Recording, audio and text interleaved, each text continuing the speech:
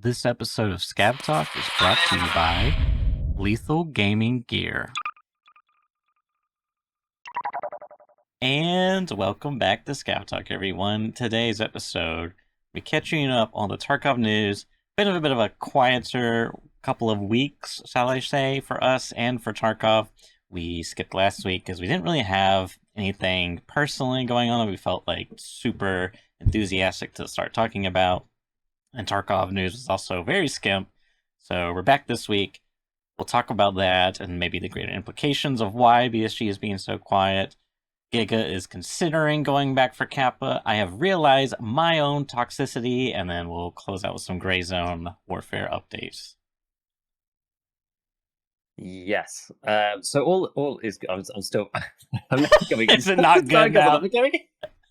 I'm becoming more nervous about this NVIDIA crash thing. I'm hoping that it makes it through, but my PC keeps doing weird things. But we're just gonna ride it out, and hopefully it'll be all right. Giga has like dying pixels on his NVIDIA broadcast app that's like kind of bleeding into like the surrounding edges of the windows. He's like, no, it's fine. I'm like, Giga, I don't know. This looks very. He sent me a screenshot. I'm like, this looks very concerning. But he's like, nah, I'm sure it'll be fine. So now he's signaling that it's gotten worse. Has the corruption spread to other applications now? Not yet, but it did. Everything did just kind of freeze for a second, and I was like, oh dear. So hopefully we'll make it. I'll try and not touch my stream PC, and I'm sure it'll be okay. Okay. All right. Okay. So what's been going on in the Tarkov land? So we have had a new map for Arena. So really the main thing is Arena 0.3.1, coincidentally the exact same patch number as the Grey Zone Warfare patch, which definitely caused some chatters, some confusion when I basically made my stream title, checking out the 0.3.1 oh right update or whatever. People were like, Arena or Grey Zone Warfare? Like, I don't actually know which game you're going to be playing here. But anyway, so they've added this new, there's a trailer for it, but it's just the usual people slow walking around various maps, shooting at each other like, classic PSG cinematic fashion. So we've got a new location, Iceberg. I've not played this yet because there has actually been a hotfix since this patch, which enabled people to actually accept the match. I know there was quite a few people in my Discord who were trying to play, but they had the half an hour long queues just to get into any game on even Last Hero, which was not ideal. So I didn't bother trying to play it yet, but it sort of looks a bit like it's in the trailer. So it looks a little bit like the toy shop area on Street combined with some other bits from other maps. It's a bit of a hybrid-y kind of location. I'm not really sure. It's just what it is supposed to be. Or is the muzzle flash obscene right now? I feel like am I just so out of touch with Tarkov that now I see all this muzzle flash? It's so I feel like I need a photosensitivity accessibility option right now. I'm gonna have a seizure or something. I think it's because you're just probably not used to playing without a suppressor as well. Of course. Who does? Yeah. No one ever does. So yeah, you're just people using guns unsuppressed. Yeah, they're inside. There's just all this flashing going on. Unironically, it was really hurting me. I think you're actually kind of right as well about maybe the lighting, because of the way that the lighting works inside. So it's actually reflecting the muzzle flash properly in some ways, but I guess you don't. Yeah, that's just so it does do that in the base game. Yeah, it does do that in the base game as well. But I think because there's some shiny floors and stuff, it kind of makes it the effect even more. Yes, when there's all those people shooting at each other that a second ago, and it's just full on freaking disco. Yeah, this is the hallway, that right there. Yes, when they're all around that pillar and they're all shooting at the same time. I don't know why people were complaining about interchange lighting when you just take off your suppressor, guys. Then you can see, obviously. Yeah, exactly. You just light them up with high fire rate. That's all you need to do. So this new location is for Blast Gang and Checkpoint. So I'll probably check it out in Checkpoint at some point. It actually gives it. I didn't read the first bit. It says a hotel rebuilt from an old Soviet resort for elites and their families, located in a scenic area right on the bank of a bend of an unnamed river. All around is pure nature. So much so that access to the hotel is only available by a single road or a cable car. So there is some kind of cable car bit as well, apparently. Hotel was constructed in 2000s. Blah, blah, blah, blah. High-ranking terror group employees often visited the hotel. So it's sort of got some lore element to it, I suppose. After the tragic events in Tarkov, the hotel was closed for reconstruction. At least that's what the announcement on the official website said. In reality, the place was still visited several times by representatives of Terror Group, and after the territory was taken over by the future founders of Arena and redesigned for gladiator fights. So that's this new location. They've added a couple of other they made some other changes to the game broadly to some of the other modes, primarily for Last Hero and Checkpoint, which is quite cool. So you can now refill your ammo. There's interactable crates on, as I said, Last Hero and Checkpoint, so you can replenish your ammo whilst you're in that map. Because like one of the issues with those modes is that obviously they're respawn modes, but if you do quite well, you actually do start to run out of ammo. And if you do run out of ammo, there's nowhere to go, because within Teamfight and Blast Gang, you can loot enemy bodies. Whereas for some reason, I don't know why, in Last Hero and Checkpoint, you can't. So you can't take someone else's. Last Hero, I sort of get it, but Checkpoint is a bit weird. Why do you get it But in it's Last probably because Hero? it's. Well, no, you can't get it in either. So, no, I get it in Last Hero because you just like the respawn rate is so fast, and it would mean that you've got. I guess it's because they're respawn modes, and they don't want just like. I guess. Yeah, I understand what I understand the reason now. I've just worked it through in my head in the background. It's because they haven't dealt with the respawning and despawning of bodies in an unlimited in an unlimited respawns mode. That's why, because the other two are round based, right? So once you're dead, your body lies on the floor the whole rest of the round, and then it resets back to 0. Whereas in Last Hero and Checkpoint, there's no reset. You can die 40, 50 times in a game of Last Hero or Checkpoint. So are the bodies just going to wink out of existence? Like at the moment they just like fall and then disappear like straight away.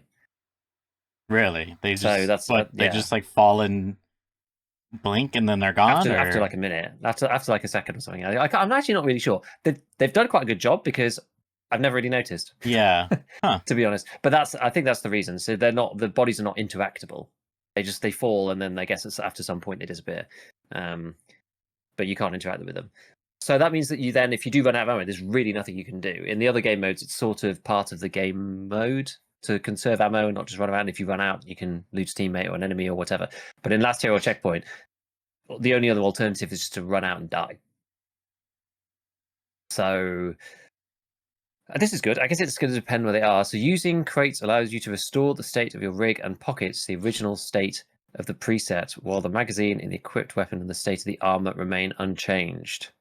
Restore the state of your rig. So I guess whatever. I wonder if that means you can just get unlimited stims. Maybe. I mean, surely this has a cooldown mechanic. Yeah, I don't really know. Each location will have 2 to 3 crates for Last Hero, and 3 to 4 crates for Checkpoint, depending on the size. As I said, I haven't checked this out yet, so I haven't seen where they actually are. I mean, I normally only play 3 maps anyway. I do Last Hero on Chop Shop, and then Checkpoint on Bay 5 and the other map, Bowl. Sometimes we'll have to figure out where those are, but I mean, it's good. I guess it changes the strategy a bit. It means you can be a bit more trigger happy, because now, or before, I should say, you did have to think about it because you knew you weren't going to get any more.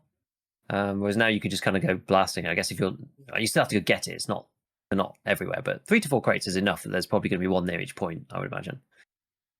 So I don't know. What else? So then, new device plant and activation animations for Blast Gang mode. I did actually see there's like a little keypad thing they pull out. It's like kind of neat. Accept a match pressing Y, enter or spacebar. Ability to replace in-game tasks with Y, enter or spacebar. So you could really just, cycle through replacing in-game tasks. Added the ability to cancel the task replacement by pressing N or escape. Interesting. Okay.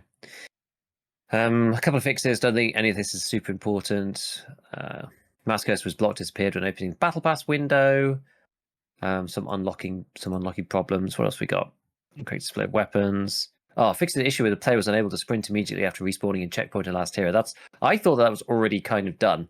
But if they've made it even better, then that'd be really good, because that was just driving people completely insane. That was driving me insane anyway. You'd like spawn in, and then you couldn't sprint, and then you're like trying to like get your character to go. It was just like just felt unresponsive and just bad. Yeah.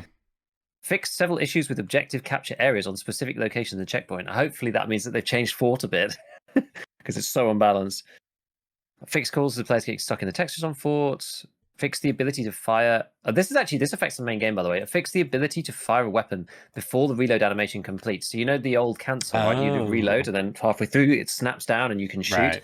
That's actually changed a little bit, and it's weird because on some guns, I actually saw something in my Discord. I think it was from Spinman, where now the timing is like rather than it being overly tight, so you can do it before the reload's even finished. Now it's like slightly too relaxed, so your gun like really has to be right back in place and settle for a second, and only then can you shoot. But obviously, based on our old muscle memory, right? You you reload and then it comes down, and you press the button and you hold it down, and then nothing happens, right?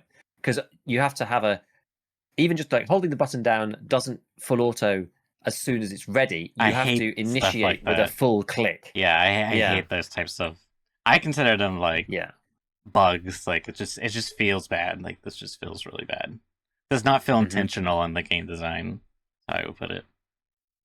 Yeah, exactly. So we'll have to see how that feels. But maybe some of the guns need a little bit of a tweak on that point. But at least it is changed a bit. So that kind of like gimmicky mechanic is kind of gone. What else? Fixed issue where the task Two Great Heights would fail if a player completed the objectives and left a match before it was finished. That's a classic Tarkov thing, isn't it? You've completed the quest. Oh no, actually you didn't because you failed one of the other criteria. Fixed an issue where player bodies would fly off to the side after dying. I love all those kind of bugs. They're very funny. So yeah, it's not crazy. I need to still play this game mode on the new map. Play some checkpoint on the new map.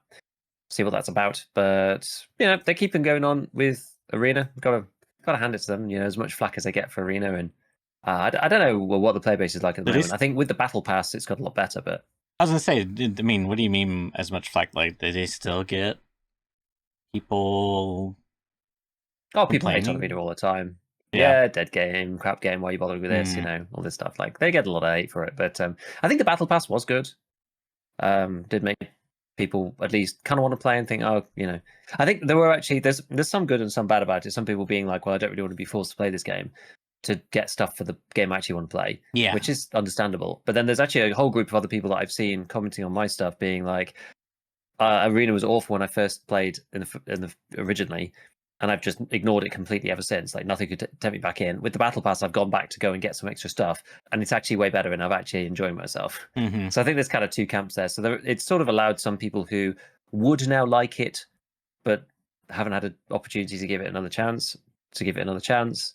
Like I've also just become a lot more practical about it. I always have to stem my temptation to just like I must have everything, and there's one. There's one of these there's this Examinatio thing that they released like 3 weeks ago. And there's one at the end where you have to get 3 kills and then win a round in either checkpoint or, it's not checkpoint, sorry, either team fight or blast gang. And I played probably 3 games on Chop Shop of team fight, trying to get that. And I got like 2 kills and then 3 kills, but we lost or whatever. And I was like, I just don't care, man. I'm not enjoying myself, and I just don't care. Like I don't care about this thing. It's like some camo. Probably never going to be able to get it again. I don't care. I actually just don't care enough. So just do the stuff you find fun. Don't worry about it otherwise. It really doesn't matter at the end of the day. I always have to pull myself back from that. So, but yeah, they keep going with it. It's good. They've also got, if you were thinking about it, or, this is the point that I made. I actually retweeted this myself because people who were thinking about getting the Theta container, but they didn't think they necessarily had enough time. They've only got the standard account. They don't have Arena, or they've already activated whatever the quest was called that gives you the Arena access for 3 days. I can't remember what it was called. I think it's the one with the G36, maybe. I forget. I can't remember what the name of it is. It's one early on Ref, though. It's like one of the early ones, and it gives you that 3-day pass that does allow you to then go and get Theta, theoretically. But there's a free weekend for Arena, which is starting today, actually, on the 30th. Although, by the time this goes out, again, it'll probably be over.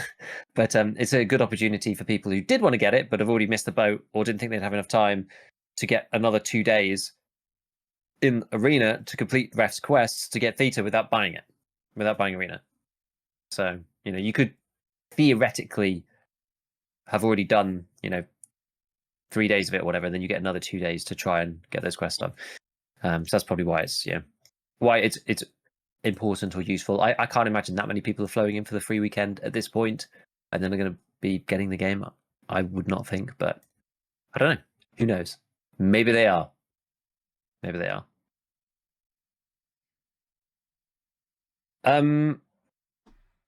I guess about the battle pass. I finished it in the end. Oh, Did actually finish it. how many It turned out levels does it have? So like 100? 150, 150? Okay. but it's only 1,000 XP per level, and you get, I think it's 1,500 for daily and 5,000 for the weekly. So you got the levels pretty quickly. What ends up being the the limiting factor, bizarrely, for this, I don't know whether other battle passes are like this. It's not necessarily the levels; it's the battle pass points, because you just don't get enough in tandem with the levels as you go up to unlock all the things that you want to. And so you have to. I just thought it was maybe an optional thing, but you have to be spending your your money or your GP coins to buy battle pass points. Okay. Otherwise, you just don't have. Otherwise, you just don't have enough, right? Because there's two things within the battle pass. There's your level, and there's points. You get a bit of both when you do dailies, but the levels go up way faster than the points do. The levels get you access to the page, a bit like the war bond on Helldivers. Right. They're currency, right? So the levels get you access to the page, and the points are then what allows you to buy the items on the page. The levels go up way quicker than the points do, so you're much more restricted on what you can buy than you are, as in the range of things you could buy. I'm pretty sure I reminded myself of this, but you can't.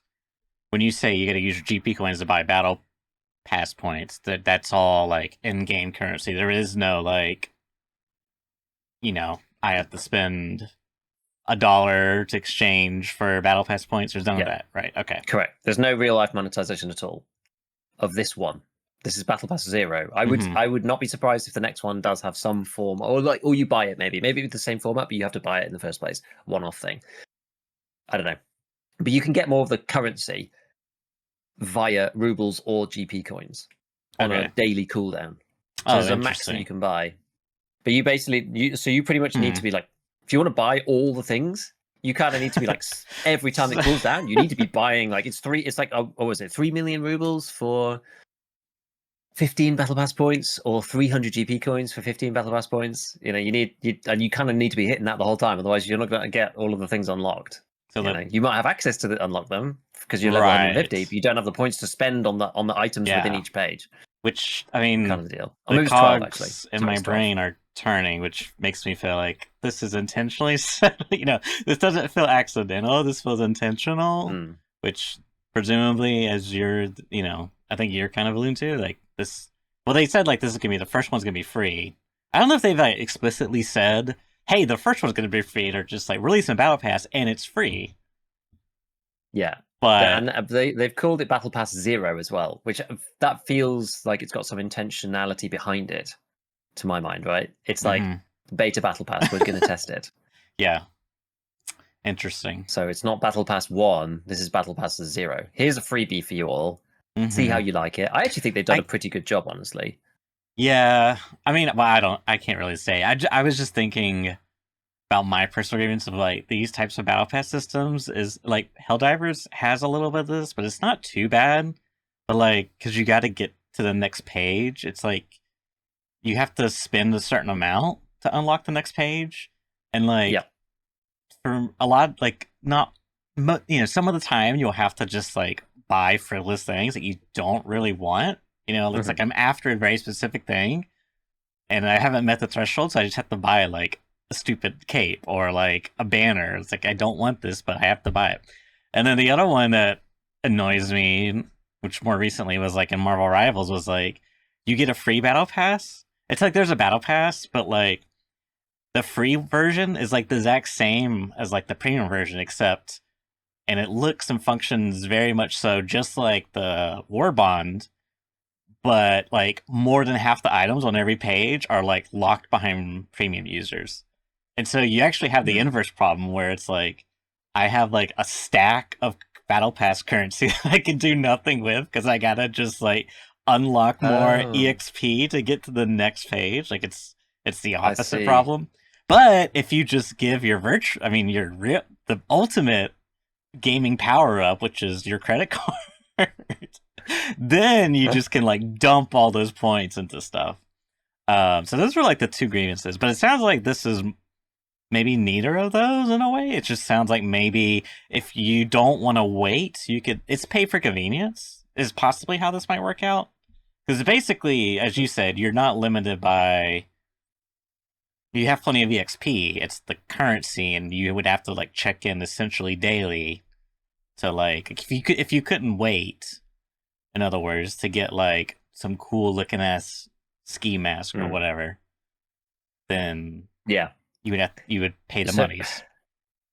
Kind of. So yeah, exactly. If it was to monetize it afterwards, it does have the you have to buy a certain number of things to get to the next page element to it. Yeah. So there is that. I hate that. It's not too bad. It's kind of not too bad because there are some really low price things on each page. Well, this is the so thing. It's not like I have to spend a bunch on some random thing. Let me caveat that by saying I hate it when it's like Helldivers where here's a tangible gameplay thing that I want, and then there's clutter of like cosmetic stuff which isn't as appealing to me personally as the gameplay thing, right? Yeah. But if you have only a cosmetic system, then like that's different for me personally. But it's, I mean, the grievance is still kind of there because I could see people being like, "Oh, well, I want this an item, but I don't care about all these other cosmetics I'm on there," and that feels bad. Understandable. Well, same problem. Exactly, because for me, it's very tiered for me, right? Even though it's cosmetic only, it's like, okay, what things do I want the most? I see like the weapon skins as like on the Holy Grail. Okay, because that is not disappearing through wipes, and it's going to go to the base game. So that's like Holy Grail. Then you've got, I guess, like you could probably argue that the items on ref in the base game are probably next. Most of them don't matter, but there are some of them that might matter. Insofar as 3 of them are class 5, for example. So there is an alternative Hex Attack, there is an alternative Redoute M, and there is an alternative Tech, I think it is. And those 3 items are on ref 3, 4, whatever it might be. I think maybe they're all on ref 4, I'm not sure. So that's sort of like tangible. But yeah, I mean, I don't care about like the million balaclavas with like Louis Vuitton symbols and stuff like that. So that's like that's second last for me. And then the one that's literally at the bottom is like GP coins. Oh, my camera's being. Oh, sorry. No, that's me. Hello. That's me. Sorry. I can see myself in the middle of the screen. I forgot. No, so yeah, so like the bottom of the pack is like GP coins and cases for the base game and stuff. Weirdly, because those things will wipe. So I actually just don't really care. Yeah. So some interesting stats. So I think so. Ash was saying in chat that you get 300 BP points just from leveling. But after that, it's 6 BP points daily via the quest. You only get 2 battle pass points for doing the daily quests, right? 300 from leveling up to the top. But when I did a count of all of the stuff, if you want to unlock every item in the game, it's like 723 points to unlock everything. So you can see the discrepancy there, right? You get 300 from leveling, 6 a day from doing the dailies. But that's leaving a gap of like 423 divided by 6. It's going to take you 70 days. Now, that's just over 2 months of doing everything every day. Yeah. Or you can buy 12 BPs, which is twice the number you can get from dailies. You can buy 12 BPs a day for using real currency. As in like rubles, I mean. Rubles and or GP coins. Be careful. Which you also get from doing dailies. So it's kind of like, I don't know. It's an interesting system. I've quite enjoyed it, to be honest. But yeah, I kind of stopped doing because I've been busy doing Grey Zone and other stuff. So I'm like not doing the dailies every day at the moment, just because I just haven't had time. But I also got to max level, and all I needed now, I had enough money, so all I needed now was just to check in every day and just like buy BPs rather than doing the dailies and spending my time doing it. I just go in, buy BPs with rubles, buy BPs with the GP coins, and then spend them on the items. And so I finally unlocked every single item in the battle pass the other day doing that. Every time you say VPs, my brain just instantly thinks of blueprints. So I'm just like trying to like log that out of my brain. So to be clear, there is absolutely zero, like, even if the battle pass has like battle points in the reward, that only gets you more cosmetics. Like there is no rubles. There is there's nothing in there that's like can transition outside of can affect gameplay outside of like cosmetics. Mm, well, as I said, the thing that I think probably has the most impact Uh-huh.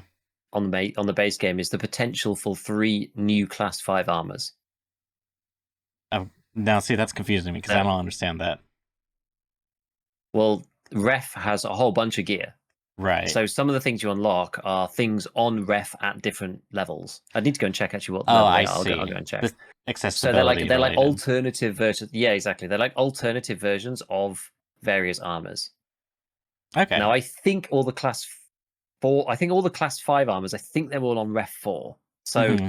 I don't think it matters as much Yeah. because that's miles off anyway. So I think that's maybe fine. There are a bunch of class 4 armors. I've never considered that a problem because they're purchasable on the fleet. So I'm not that anything that's available on the fleet, it's like that's available at level 15 effectively. So it doesn't really matter if it's a level 4 armor that's on ref. But there's a whole bunch of them, right? You can get different AVS, you can get a different version of the Trooper, you can get a load of them, but they're all on ref at different points. I think But you they're between level couldn't 2 and 3 or whatever. prior to the battle But you pass, can't that buy. wasn't a thing. You couldn't buy any like a default AVS, for example, on ref. Mm, he had some armor. Mm-hmm. I don't know whether you could buy an AVS from him or not, but he had some armor, but so that's why it doesn't really make that much difference to me because you could buy some things anyway. It wasn't that big of a deal. So you used to be able to buy a press armor and a Kora Kulon, so level 3s only at level 1. You can now get a Karasa N in green at level 1. You used to be able to buy the Interceptor OTV body armor, the Anatactical M2 at level 2, as well as Mm-hmm. a TC800 helmet. There's There's actually no other armor here. You can now buy a Blackrock chest rig in khaki. At level 3, you used to be able to buy the Trooper, yeah. the Bad Osprey, and I think that was it. You can Mm-hmm. now buy a Coyote Trooper, a multicam precision AVS, and the Anatactical just regular chest rig with the 3x3 slots in multicam. And then at level 4, you used to be able to buy the Zabralo with classics plates in it, which was always contentious. The Gen 4, an empty Juk Digital, and the AACPC got moved from Ref 3 to Ref 4 as it is now. But now, on top of that, you can now buy, if you do the Battle Pass, you can now buy a Hex Attack HPC in multicam. You can buy a Fort Reduce M in Woodland, and you can buy a Tactec in Storm as well as the other stuff. So, practically, it doesn't make that much difference, right? You still have to get to Ref 4. The ACPC is still the cheapest out of all of those things, I would like to add. So the ACPC is still imbalanced, in my opinion, on its own. So that's irrespective of the Battle Pass. But that's kind of a Battle Pass problem, right? Like if they rebalance some of these GP coin things, people who've done the Battle Pass within Arena technically have access to a greater range of equipment pieces. It's not necessarily better than what's there already, but you have a Mm-hmm. greater range of equipment that you could potentially access, for example. It's a bit of a gray So, but zone. that, yeah, exactly. Like it doesn't, I would argue that this is definitely not anything, it doesn't push the boundary any further than Ref already pushes the boundary. Yeah. Given that Ref already pushes the boundary quite a lot on his own. Mm-hmm. He's already quite a way over So the boundary of people being locked out of good stuff because some of Ref's things are pretty powerful, especially the ammo. But yeah, so it's mainly not armor, to be honest. I mean, I people buy ULACs from him because they're on Ref 3. That's probably the thing people buy the most from him with. But I don't think people really buy armor from him, particularly other than the ULAG. so I'm a little confused though. What is up with am I yeah, atomic defense CQM or CQCM ballistic mask? Yeah. There's two So different versions now? there are many different versions. So BSG Oh have god. implemented the cosmetics quite badly, I would say. I Mm-hmm. don't know whether they're going to redo this at some point. I hope they Mm-hmm. do Yeah. because it's actually really annoying the way they've done it. So rather Yeah. than as with the weapons, where they say, "Oh, you've now got a weapon skin, which you can apply to the gun." Right. I did actually ask them about this, and I think they wanted to do it this way, but they couldn't for some technical reason. Rather than going right-click mod like you would with a helmet Mm-hmm. and applying the skin there, each skin is its own unique item. It's a little bit like the old tan MDR, black MDR situation, tan RVG grip, black Right. RVG grip. It's that old model. And so you've got, the smile one, you've got the stop me one, the scars one, the target one, the skull one, the demon one, and the El Dia de Muertos one. And they're all different. So when you look at ref, there's the first section is 7 masks, and then just like tons of balaclavas, because they're all different. They're all, all the patterns are all there, the Louis Vuitton one and the luxury one, and blah blah blah. Then a load of different glasses. So it's quite full of just random skinned stuff that are all effectively the same thing, which is a little bit annoying the way they've done that. The other thing I'd point out is that yes, these are CQCMs, but all of ref's odd modified skinned versions are all class 3. None of them are class 4. Only the proper in-game one is class 4. Ref's ones are all class 3. Yeah, and that's the confusing part for me is,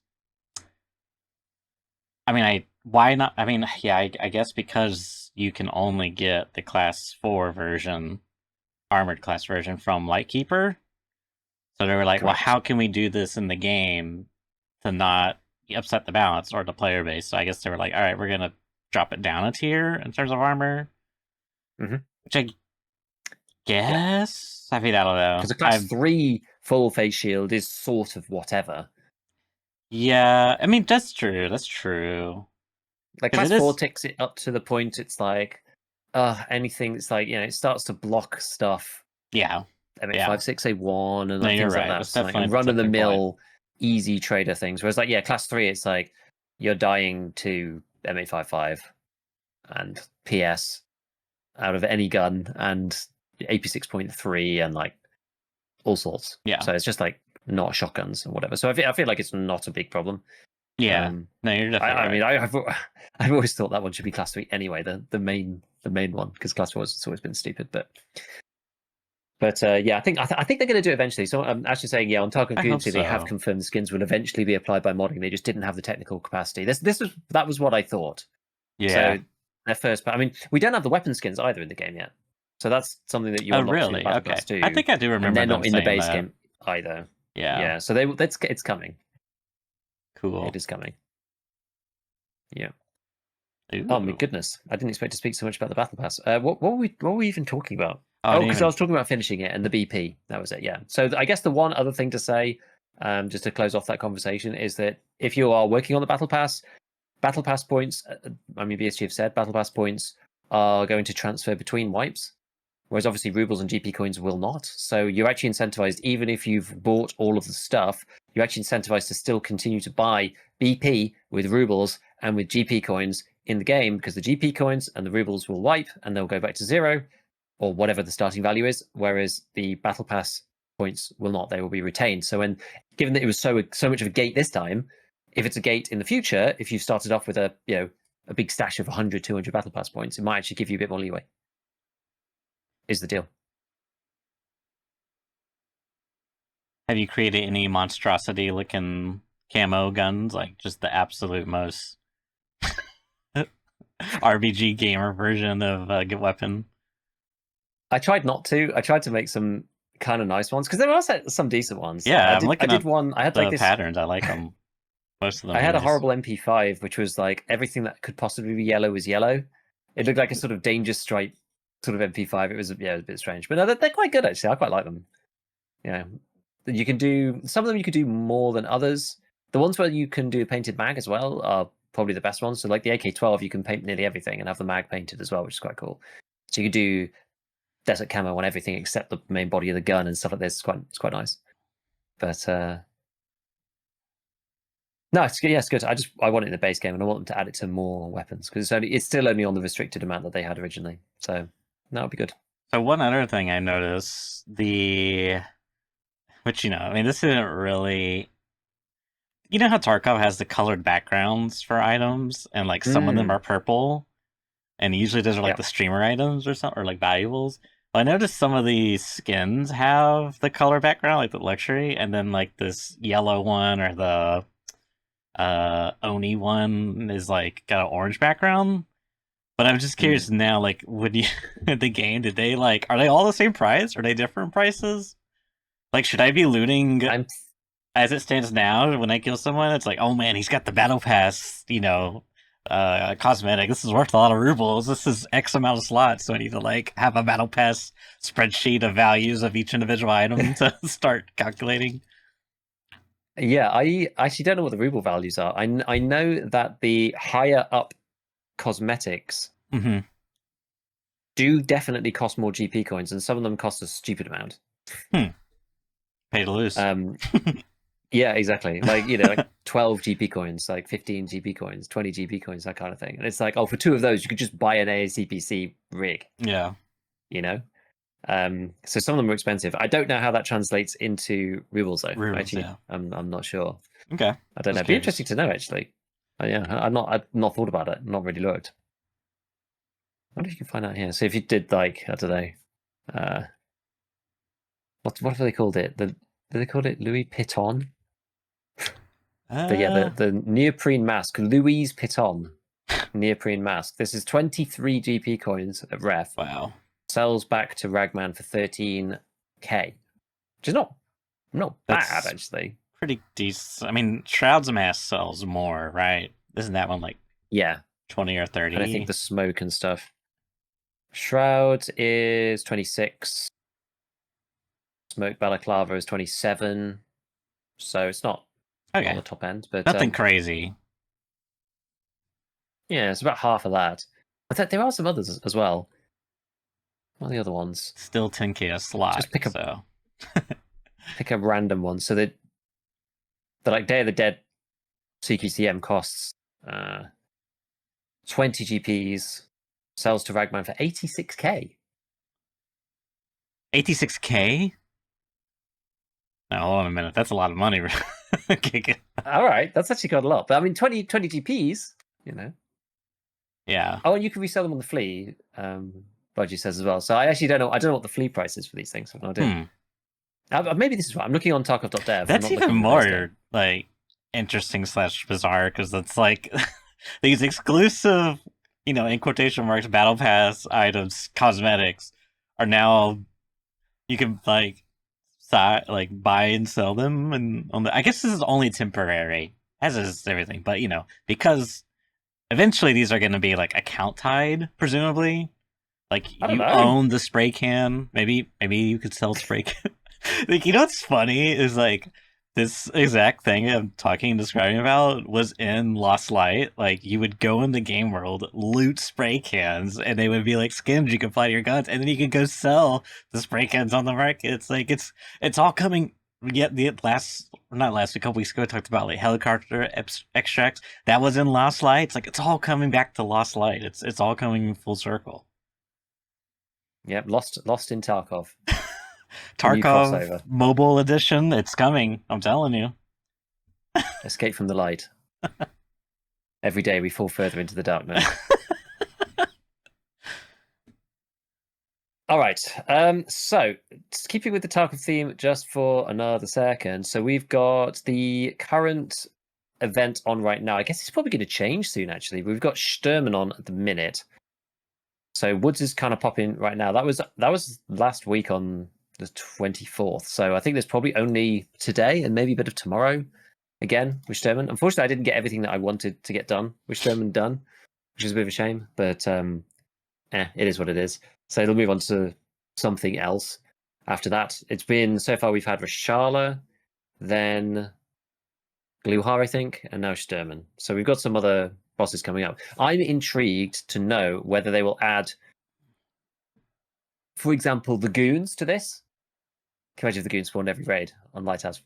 Yeah, just for example. I don't know. No, It feels like they might not do that, not a but lighthouse. or cultists maybe. I don't know. I'm not sure what's going to be in this full rotation. Maybe it's just going to be the traditional bosses. I don't know, but it'd be interesting to see. But I mean, this has been very useful for anybody who's trying to do certain things, hunting trip, or kill Sturban 20 Yeah, times to get access to whichever gun it is that you get access. Is it Sacco? I can't remember. it's quite handy to have this. Wait, how I do you was get roaming around the? with the M1A. Sorry, how do you get the Mark 18 nowadays? Maybe that's that one. I actually can't remember. Is that the Mark? Actually, no, that one is the Mark 18. That is 20 kills, isn't Okay, it, on Sherman? I think. Yeah, I Hunter, think that's what it which used to be at the is. very least. Oh yeah. Oh yes. It's something contact or whatever. It's something up north is the other one. The one that you get Okay, the Sacco, the Sacco one. which is just like that one is actually insane quest. That's just insane. The connections up north. That's what it's called. Yeah, the 50 PMCs over 40 meters away using a bolt action with a night or thermal scope on it. 50. So that gets you the Sacco. And then 20 Sturman kills gets you the Mark 18. There's the. I can see the dots, and I'm trying to connect the lines of making a joke with the name Sacco, but I digress. For another time. Yeah, so that's gonna change at some point soon. I don't know who. Maybe it'll be Killer Next or something.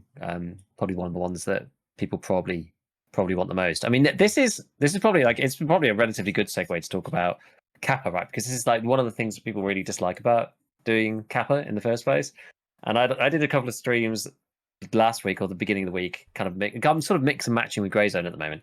So I'm sort of like dabbling in a bit of both. But I was kind of tongue in cheek putting up like definitely not doing Kappa because I did start to think about it. The reason why I started to think about it before I go and sound completely crazy is not that I'm completely committed to doing it for a start. I'm just like, we'll see. You know, we'll sort of go along the path. We'll at least like attempt, but without going too hard. And the second part was because while I was playing Greyzone, I was actually just cycling my hideout as I usually do, just for various items and whatever. I just keep it going. Helpful if there's a big end event or something, you need the money and keep the Bitcoin farm going and yada yada. And while I was doing that, I was running the Moonshine scav case as I always do because a lot of people don't have the scav case now because it's really annoying to find all the items found in raid. So rather than, I would consider we're probably late white now. You know, it's like 5 months, 4 or 5 months in. Usually those go to like 350, 370, something like that on the fleet. They're currently only about 250. Usually you can buy moonshines for like 200k. So I actually think that they're still worth running because often you end up getting stuff that either you can't buy or you get like ammo that you can't get. There's things that are decent out of there. And I was just passively running that thing along with all the other stuff, and out popped the evasion armband, which was I was keeping a track of it just passively in the background just to see. And it was the last item that I technically needed for the collector task if I ever did get there. So I actually don't need to look for any items, which is okay. That's like one really annoying thing checked off the list. Like if I still had the evasion armband left, I was like, I'm not looking for that. Like I don't care. I'm just not looking for that. That's not the gameplay that I'm interested in. Like searching through duffel bag stashes and jackets for this thing and killing scouts for it. Just no. So that was that. And then I was like, well, what do you actually need to do? Like theoretically, what would you actually have to do to go and get Kappa? And like, yes, there are quite a lot of quests, but some of the most annoying ones, for example, Kill Killer, I've already done by accident because it just happened that way. Like I was in interchange and I was running M61 and he died because he was around the corner and I just let him up before he saw me. So I already completed that quest. So I was like, okay, it's like, what are the big bugbears I have about it? So the other ones that are annoying is obviously test drive, which takes a long time. It's a big time sink. Is that And the one where then you got to a lot of kill? That one's a multiple. test drive is extensive now because it used to just be M1A, Yeah, 60 meters, 5 PMC kills, right? But this is but it the had to one be that a now is thermal like a on it, billion right? different parts. It's like a very specific It did M1A. once upon a time. Yeah, they've changed it now. So now it's hybrid 46 and a Schmidt and Bender 128. So it's a lot less, butt clenching to do that thing. Yeah, I've got 2 out of 5 on that. I was trying to do that on woods, but like people kept running at me, and I was just like, "Go away! You need to be further than 60 that's meters." how I got like Woods 3 kills is. on people at like 50 meters. Just Yeah, I like, swear please, every just time. leave me alone. Yeah. So yes, so then after that, there's the two test drive 2 and 3 are really annoying. Those are the SR2M on streets. You have to get 20 PMC kills, and then That one. Valday AK-12 on Lighthouse. You have to get 20 PMC kills. Now, see the that one I can understand because Lighthouse. But what's the annoying part? Is it just the volume on streets? Is it just It's the streets? volume. It's the fact that streets, people are just geared to the teeth. You're running around with the pea shooter, and everyone else is running around M61. So you die instantly. You have to get a headshot, and you basically have to not hit them onto ULAC either. Otherwise, you're not going to win. It's just very specific win conditions, you know. I see. Yeah. And Streets is just quite awkward to run around, and it's not the best gun for killing scavs either because you run through ammo really quickly. But just like it's just a lot of kills for Streets. Just 20 PMC kills for Streets is a lot, but 20 PMC kills on Lighthouse is a lot too. Yeah. So that's a lot as well. With the Valde AK-12, that map is just really toxic. Yeah. It's just both of those things are really hard. After that, there's like 6 parts, I think. But after that, all the other ones are any target. I can't remember if it's 20 or something, or 30 or whatever it is. But it doesn't really matter because you can kill scavs. So you've got like a RPD with a funny scope on it and stuff like this. But it doesn't matter because you can just go farming scavs for them. So it's no big deal. So those parts are kind of hard. I feel like, you just throw yourself at them and you'll get them done eventually. And then it's all the bolty stuff: Shooter Born in Heaven, Tarkov Shooter, and Psycho Sniper. Those are those are the main. You have a total of 0 progress on any of those, I assume. Maybe actually, I know for a fact you have at least 1 for Tarkov Shooter on customs, right? Because of that MP18 shenanigans. Yeah, exactly. I have a surprising number of kills for Shooter Born in Heaven. I was actually surprised when I looked at it. There's 3 maps where I have no kills at all, which I think is Streets, Ground Zero, and 1 other. I have at least 1 kill on every other map, and on 2 maps, I think I have 2 kills. Okay. I was like, I not really looked at it. I was like, okay. Yeah. I don't even know how. I got a random headshot on Lighthouse so I pick it up. There's like ridiculous situations, right? Where like I see somebody, but I've decided to go for a red dot. I killed a Mosin guy on a cliff, and I see someone else on the road, so I pick up his Mosin and headshot the man in the street. Like stuff like that, right? It's just over time, a few of them have just appeared somehow. Is that enough to like move the needle for you? Where it's like, okay, well now that I have a grand total 20% completed, now this feels a lot more doable? A bit. I think also just looking at the overall list of quests, I'm definitely more concerned about Tarkov Shooter Part 8 and Psycho Sniper than I am about Shooter Born in Heaven. Because you have to do the 5 kills in one go without dying kind of thing. Whereas like with Shooter Born in Heaven, the worst you can do is die and get nothing. And then every time that you do get one of them, you'll tick the counter up by 1. So it's like permanent progress. Like you can't go backwards. Whereas with those other ones, it's like you can get 4 kills and then die to the last guy, right? Which is like soul crushing, and it could take you forever to do in theory. Do you know what I mean? Like that's sort of true for the others, but like you'll get into a situation where you can get a headshot and you headshot the guy in Shooter Born. Like it's going to happen at some point if you just keep going and get into the right situation. So I feel less concerned about Shooter Born actually, because it's like there's no range limit or anything like that. You'll be at a disadvantage in CQB, but it's like eventually you'll be able to get those headshots. But yeah, getting like 5 kills in a row with the bolty thing for Psycho Sniper is like, it's a bit rough. I don't know. I'm not sure. So that's probably the one that worries me the most. But outside of that, it's not that bad. Like those are the issues. Those are the issues. It's like test drives 1, 2, 3. Shooter Born does take time, for sure. But Tarkov Shooter Part 8 and Psycho Sniper are like specifically quite difficult. And then the other one that I've got to do, which is annoying, is the goons. But I killed them once already, but I didn't have the quest for it. So that's why I'm kind of intrigued. Like I kind of want to do, I don't know. I might do test drive. Because there was a reason I was doing test drive Part 1.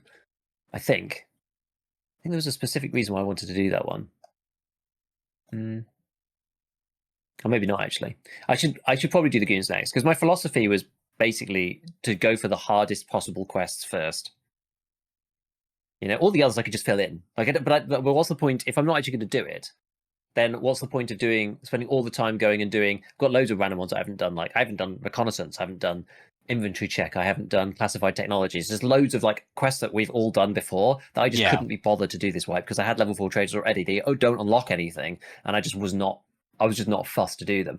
I can go and do those, no problem. But if I don't find the goons, that's going to be a whole nother ball game, right? And you've been in exactly that position, finding the goons specifically, right? And so I think I might try that next. And if I get bored at that point, I'd rather get bored now before I've done all the other stuff than do all the easy stuff and then get stuck later with the goons. I mean, I know that there's that thing of, well, if you're doing stuff on customs, you might find them anyway. But like some of these ones are they're so hard and so specifically annoying. I've also killed the goons before already this wipe, and I didn't have the quest because I hadn't done the outcast one, so it didn't count. So that's actually extra annoying. But I've done killer. I think I'd probably rather fight the goons than killer personally. Really? Oof. I mean, well, yeah. I mean, I guess it depends. I don't know. They're I, easier I to don't find. mind. I mean, I find the frustrating part is the RNG game, and because you're constantly rinsing and repeating, that starts to really wear you down and fatigue you, your morale. Yeah. And if you just get unlucky, it's really hard to like stay in a good mindset about it. Because I was, as you were talking about this all, I was just thinking how, Tarkov is like, I would say like one of the things Tarkov does really well is creating tension in a very deliberate manner. Whether that's like the way you spawn into the game, how there's like enemy PMCs, or, you have to like, doesn't really hold your hand at all. You just kind of have to like figure things out as you go, or go read the encyclopedia.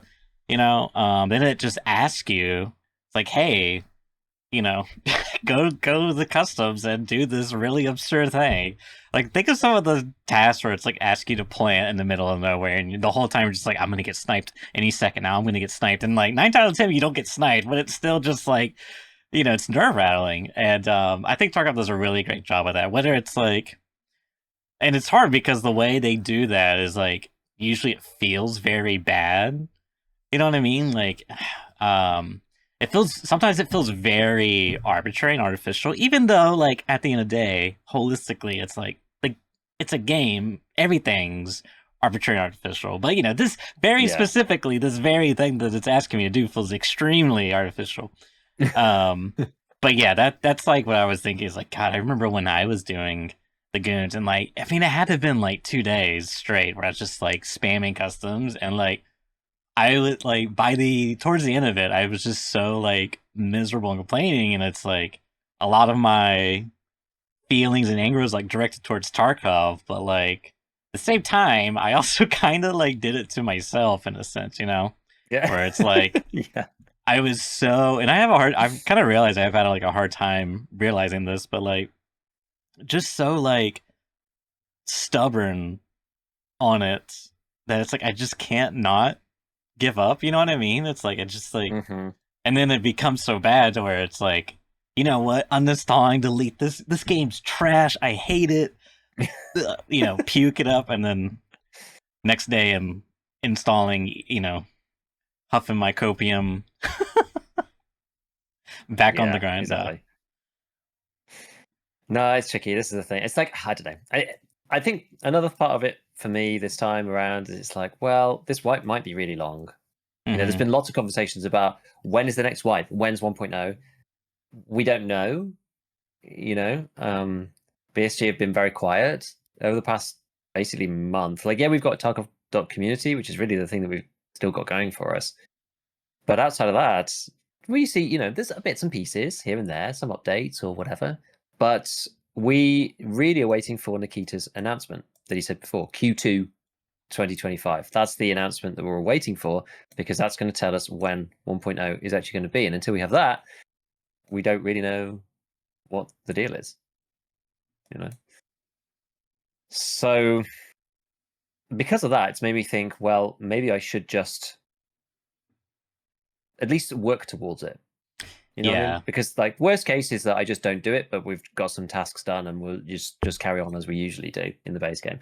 Best case scenario is that the wipe's like really, really long and we're still working towards the goal and we've still got something to do, and maybe eventually I get it, for the first time in like years. I don't know. And I might have the runway to do it this time. Because I haven't the other wipes have all been like slightly too short.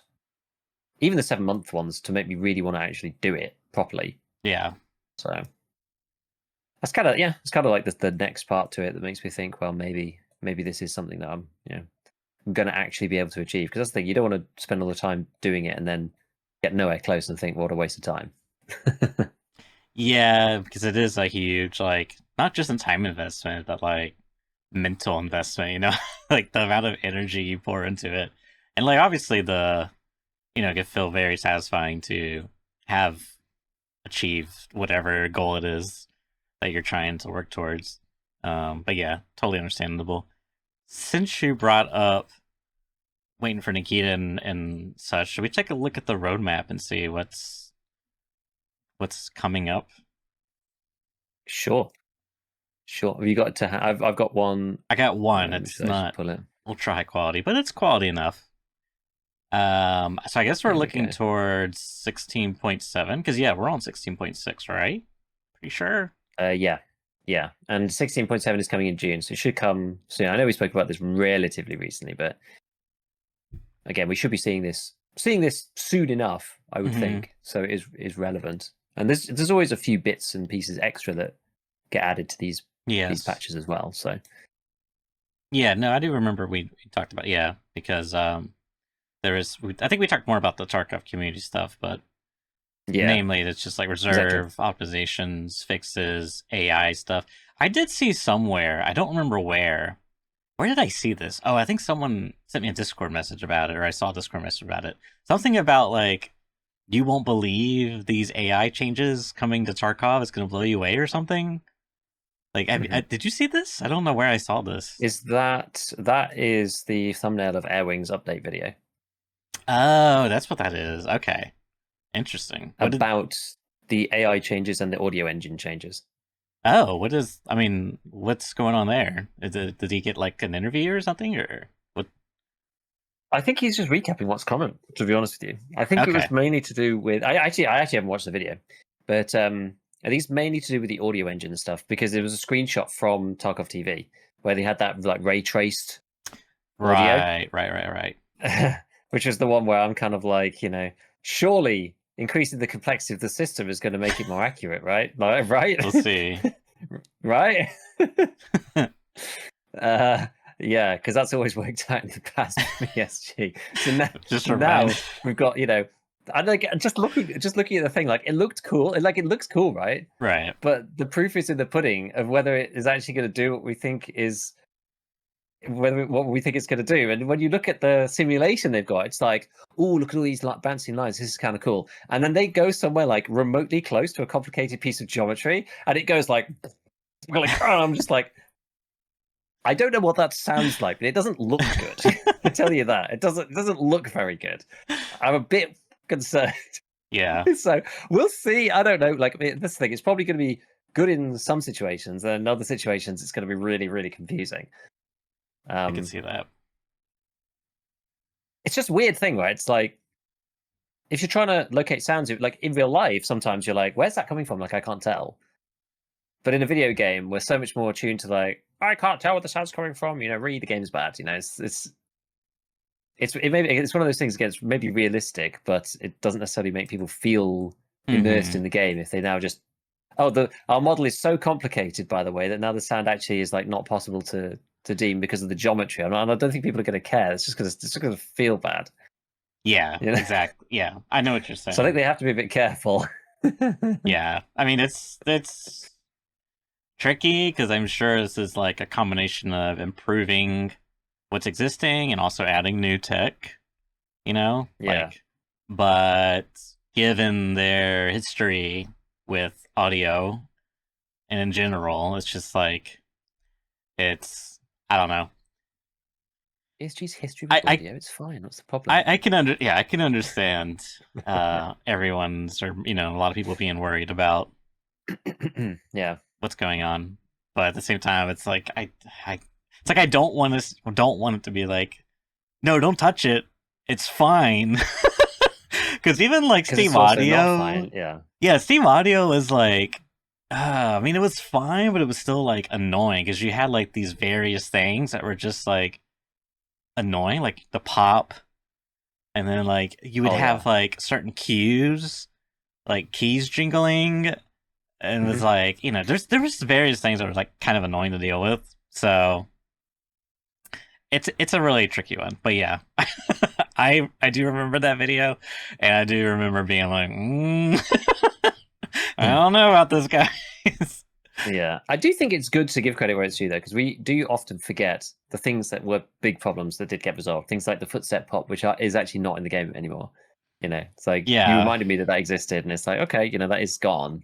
At least, like we do eventually get there. VSG do eventually get there. It takes maybe God. kicking, screaming, and 4 years, but we do eventually get there on a lot of these things. Yeah, I mean, you remember when like you could hear someone like charging at you and you were in dorms and then you're like, oh my God, he's coming towards me. And then it's just like nothing. And you like peek out the hallway. It's like, huh? And then like, oh, I guess what was that? And then he's like behind you or something. You know what I mean? It's just like, like what? Like dorms used to be such a nightmare because it even like factory, I guess not so much factory, but like especially dorms because you had the inner stairs and the outside stairs and you could just like jiggle between those, and the only saving grace was like, oh, the outside stairs has metal, and that was like it. But like, if they're on the using the inner stairs, it's just like it makes it hard because then you have to like it affects how you want to end up playing more optimally for survival. So like you have to do these weird cheesy things, like oh. I'm gonna hold this floor. I know they can only come. There is no way to come down, so I know like they're either below me or on the same plane, and I know if I hear metal, that means they're on that staircase, which is fine, but like, yeah, it just changes the way you may want to play intuitively, I guess, versus like Yeah. playing the game optimally. Do you know what is quite amusing is potentially? Can you imagine if because the footstep bug was basically the same thing as the keys bug, just in a different format? It would be Basically, yeah. ironic if they did go back to Steam Audio at this point, like hypothetically, that the keys thing wasn't there anymore, because rather than actually spending time like trying to fix it, they were just like, oh, it's Steam Audio's fault, and then they changed over to Oculus, and everyone's like, footstep bug, guys, it's basically the same but in a different format. And they're like, oh, maybe we actually have to look at it then, and then they finally fixed it. It's like I do wonder. I do wonder how much of it was Steam Audio's fault, how much of it was their fault. Who Hard to knows? know.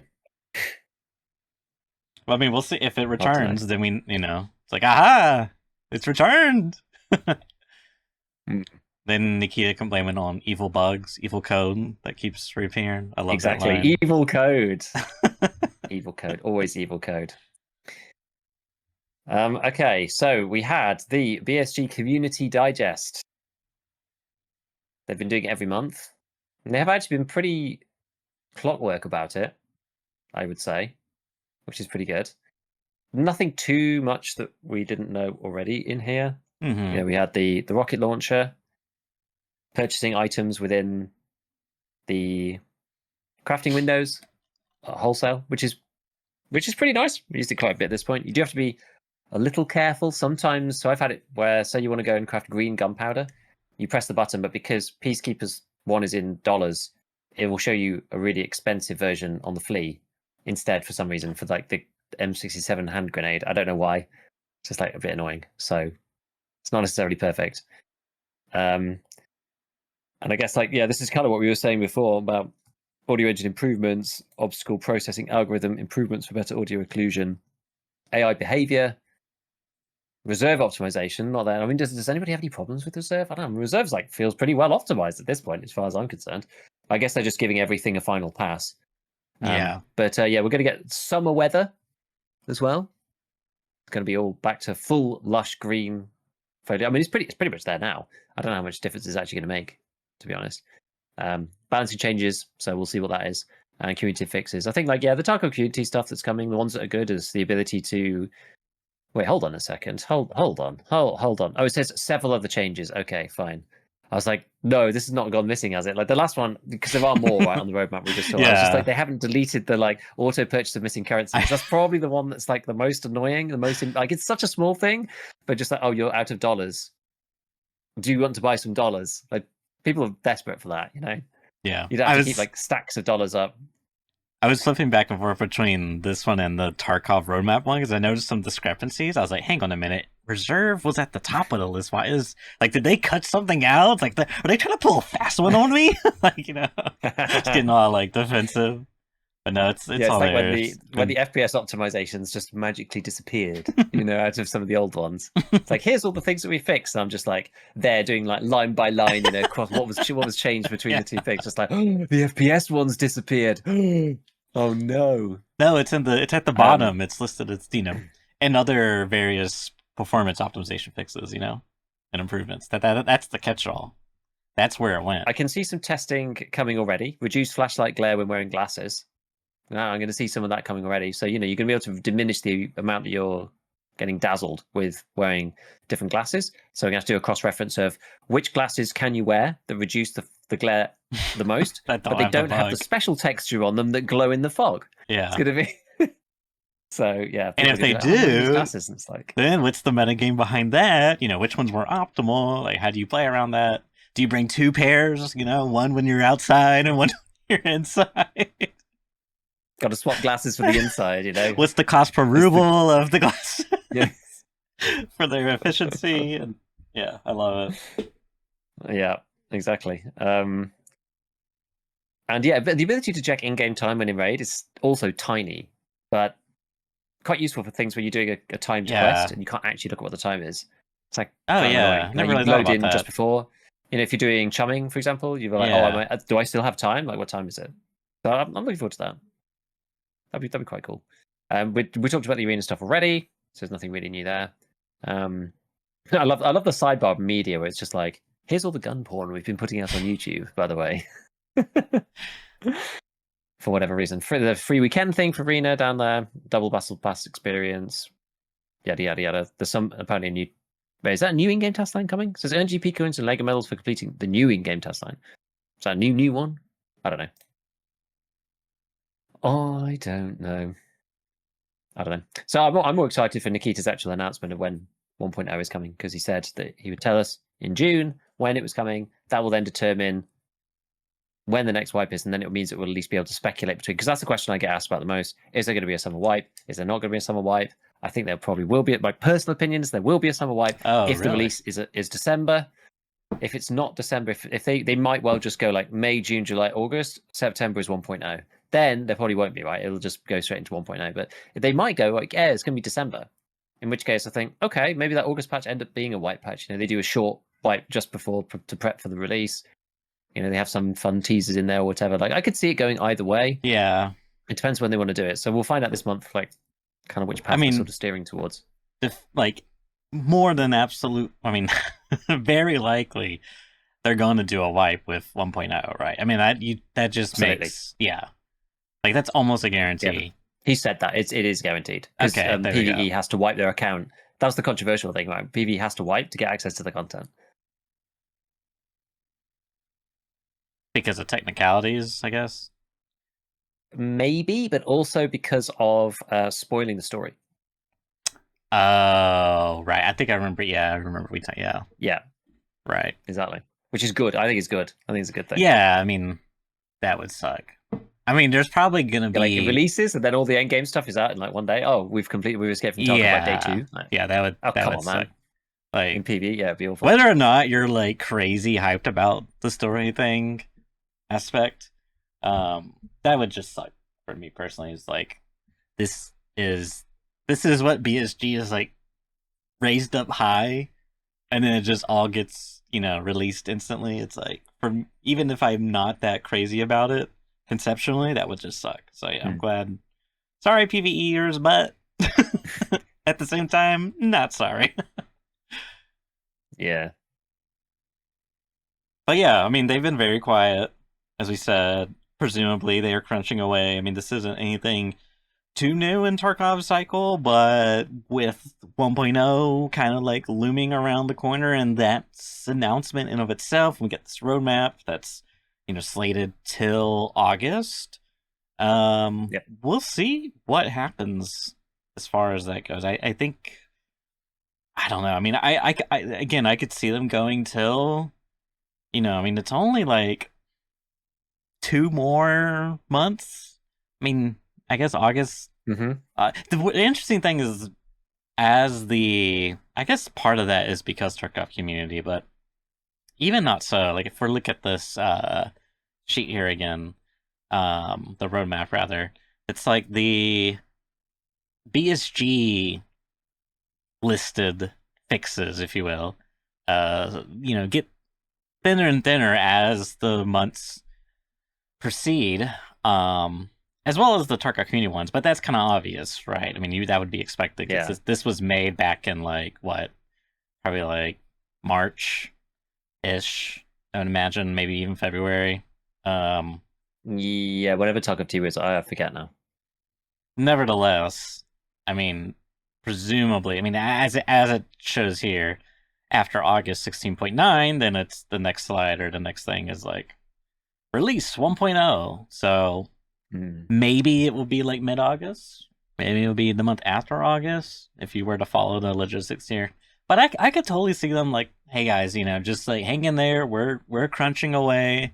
It's gonna be worth it. 1.0. I could totally see this happening as well because part of me thinks if they were to do, let's say they hypothetically they were planning on doing a wipe in June, right?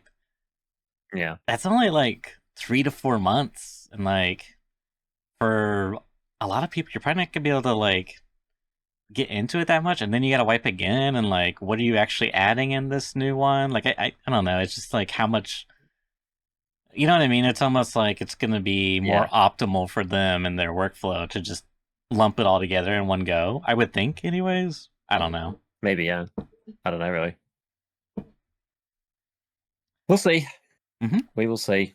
We will see. In the meanwhile, we are getting amazing. There's the final Tarkov point. We've got some incredible drip coming.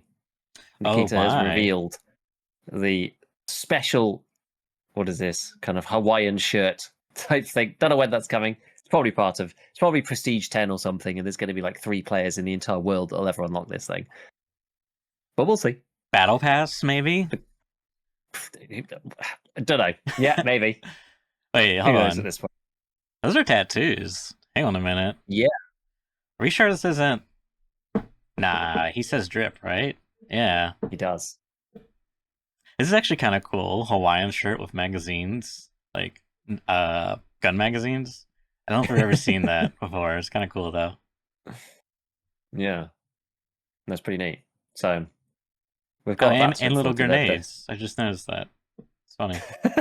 Oh, it's like pineapple grenades. Oh my god, genius. You know, there was a really, really random. This is like good would sound really, really random, but my girls had this like sticker pack.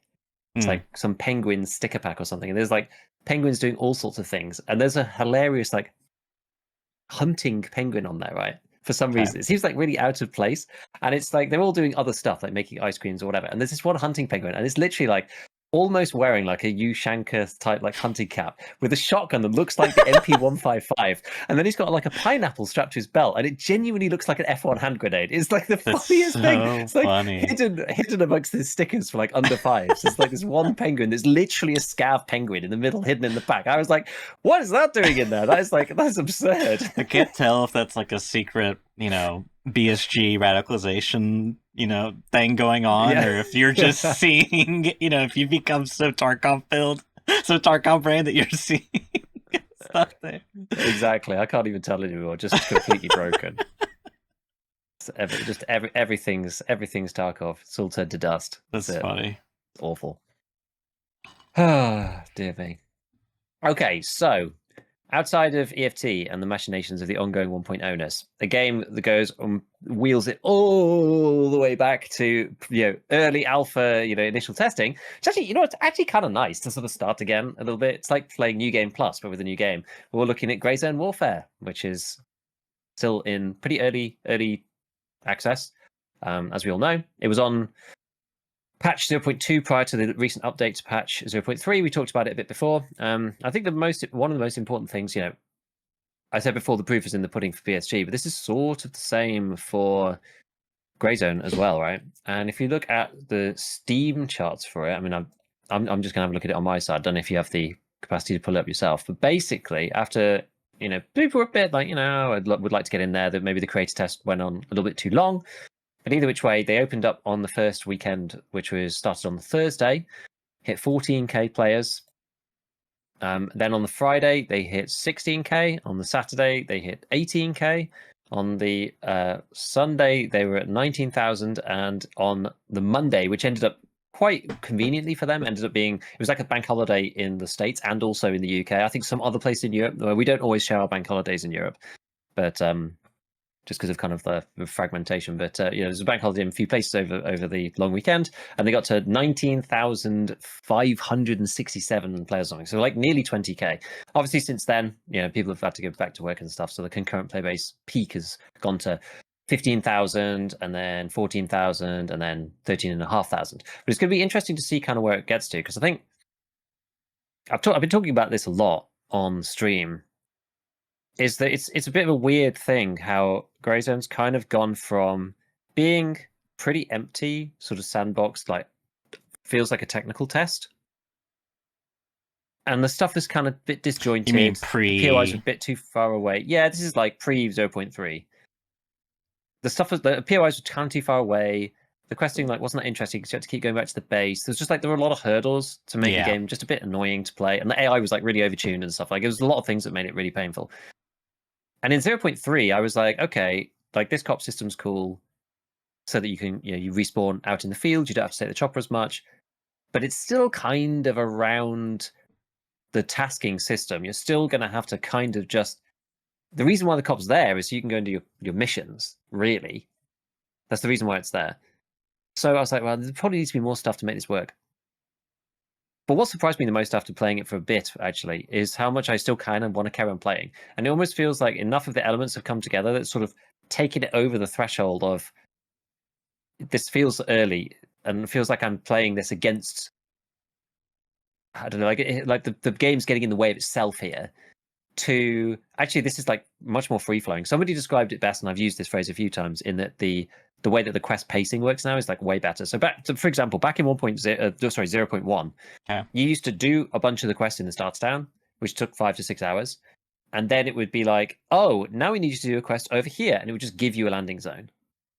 And you'd fly out to Blue Lagoon and you'd do some questing there, and then you'd fly back to the main base between every single part of it, right? And it just got really tedious. So previously you were doing small trips, but now, or then, once you got the next location, then you were doing much, much larger, longer trips back and forth. And every time you died, you had to go back from the main base, and it was annoying anyway into the starter town, but it just started to get really annoying, especially if you're doing the stuff all the way across the other side of the map. Yeah. I'm Mithras, so I'm at the bottom. I'm at the south side. If you need to go to Hunter's Paradise in the north, every time you died, your team had to basically wait for you to come back so you could come back and loot your body and stuff. It was just really annoying. Yeah.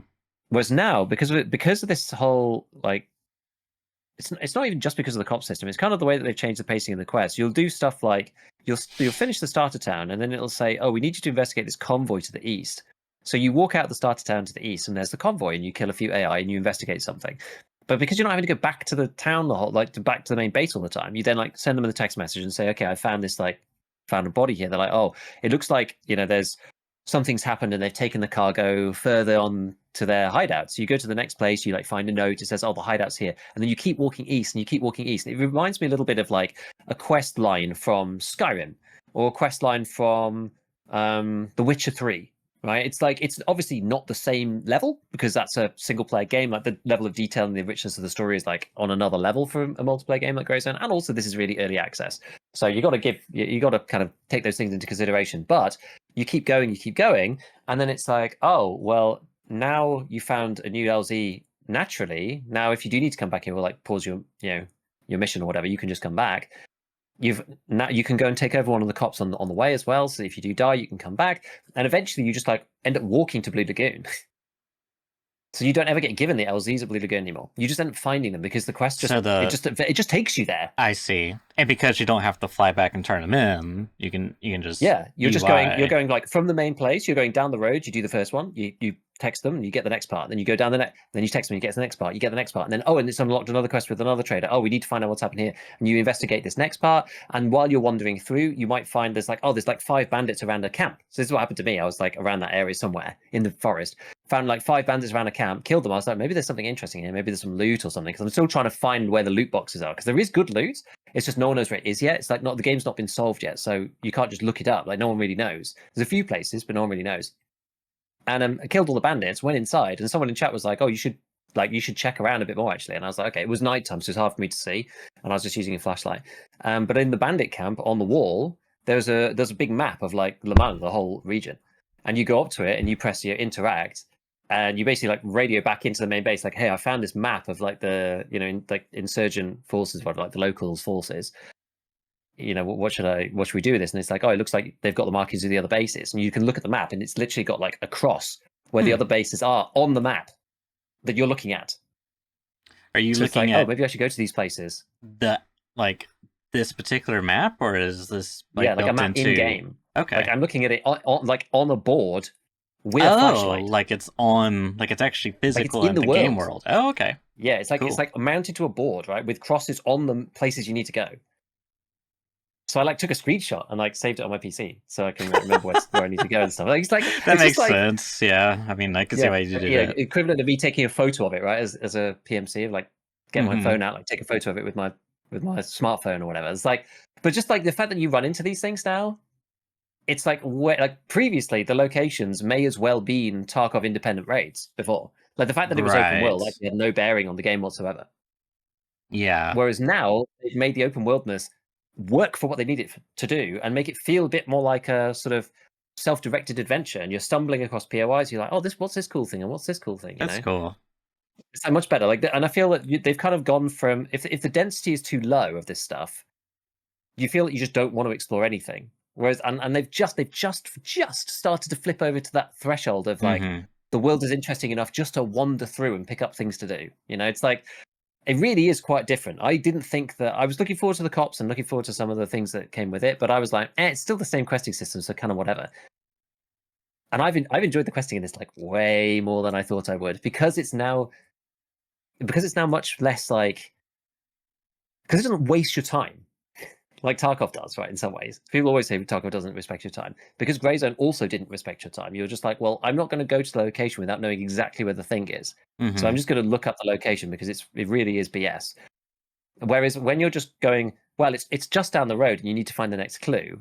It's like, well, I probably don't need to look. It's probably not that difficult, right? I've just got to go there and do the thing. I see. I had one part where I was just like, you need to find 2 folders, and I was just like, oh, to hell with it. I can't find the second one. I've been everywhere, and I'm gonna have to start again and look through everything. So I was like, rather than do that, I'm just gonna look it up because I'm bored of looking for this thing.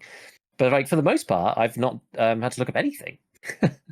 And some of the quests have changed. Like obviously, some of the stuff was in the starter town, so I kind of knew where those things were already. But there feels a lot less desire to just break out of the game and look stuff up, because the game kind of like takes you naturally through what you need to do and where you need to go, and you're exploring things on your own without realizing you've walked across half the map. Because it's giving you stuff to do and you're looking for stuff. So I think honestly, I've enjoyed it a lot more than I thought, and you can see that in the player count numbers, right? The fact that it's jumped from 1,000 people to, even at its lows recently, that's sort of 14,000 people. It's like people are actually enjoying the game a bit more than they did. I think one way I was like framing this in my head was like, the way you were describing it sounds more like a movie, where like the plot, like it's still a linear plot, but you're not, when you watch something like a show, like that also is a linear plot.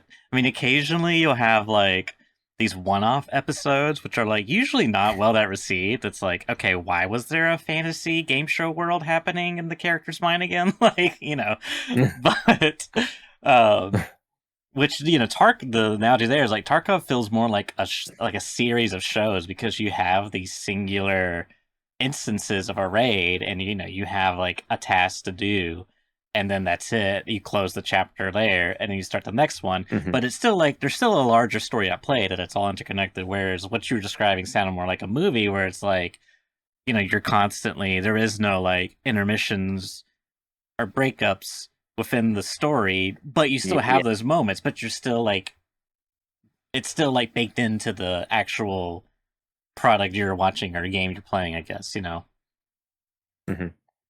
it's a lot more like that. And I find myself like, we put like, you helped me get the chapterization thing into my VOD so I could like split stuff up more easily. And with Tarkov, it's like, well, at the end of every raid, I snap a chapter, and if I'm starting again, I snap a chapter. It's easy. In Greyzone, I like get to the end, I'm just like, I remembered to do it once, and the rest of it's just like 4 hours of just because if you're never like going back to base, when do you do it? Now you have to come up with a new system. I need to do it. I need to do it when I hand the quest in or something. Like it's gonna be the only way. But I forget, because I'm like in the middle of doing stuff, and you can hand the quest in like under fire in the middle of wherever you are. So you're just like, yo, I found the stuff. Like, okay, I need to get out of here. It's like- That's interesting. it's good. Yeah, it's certainly interesting.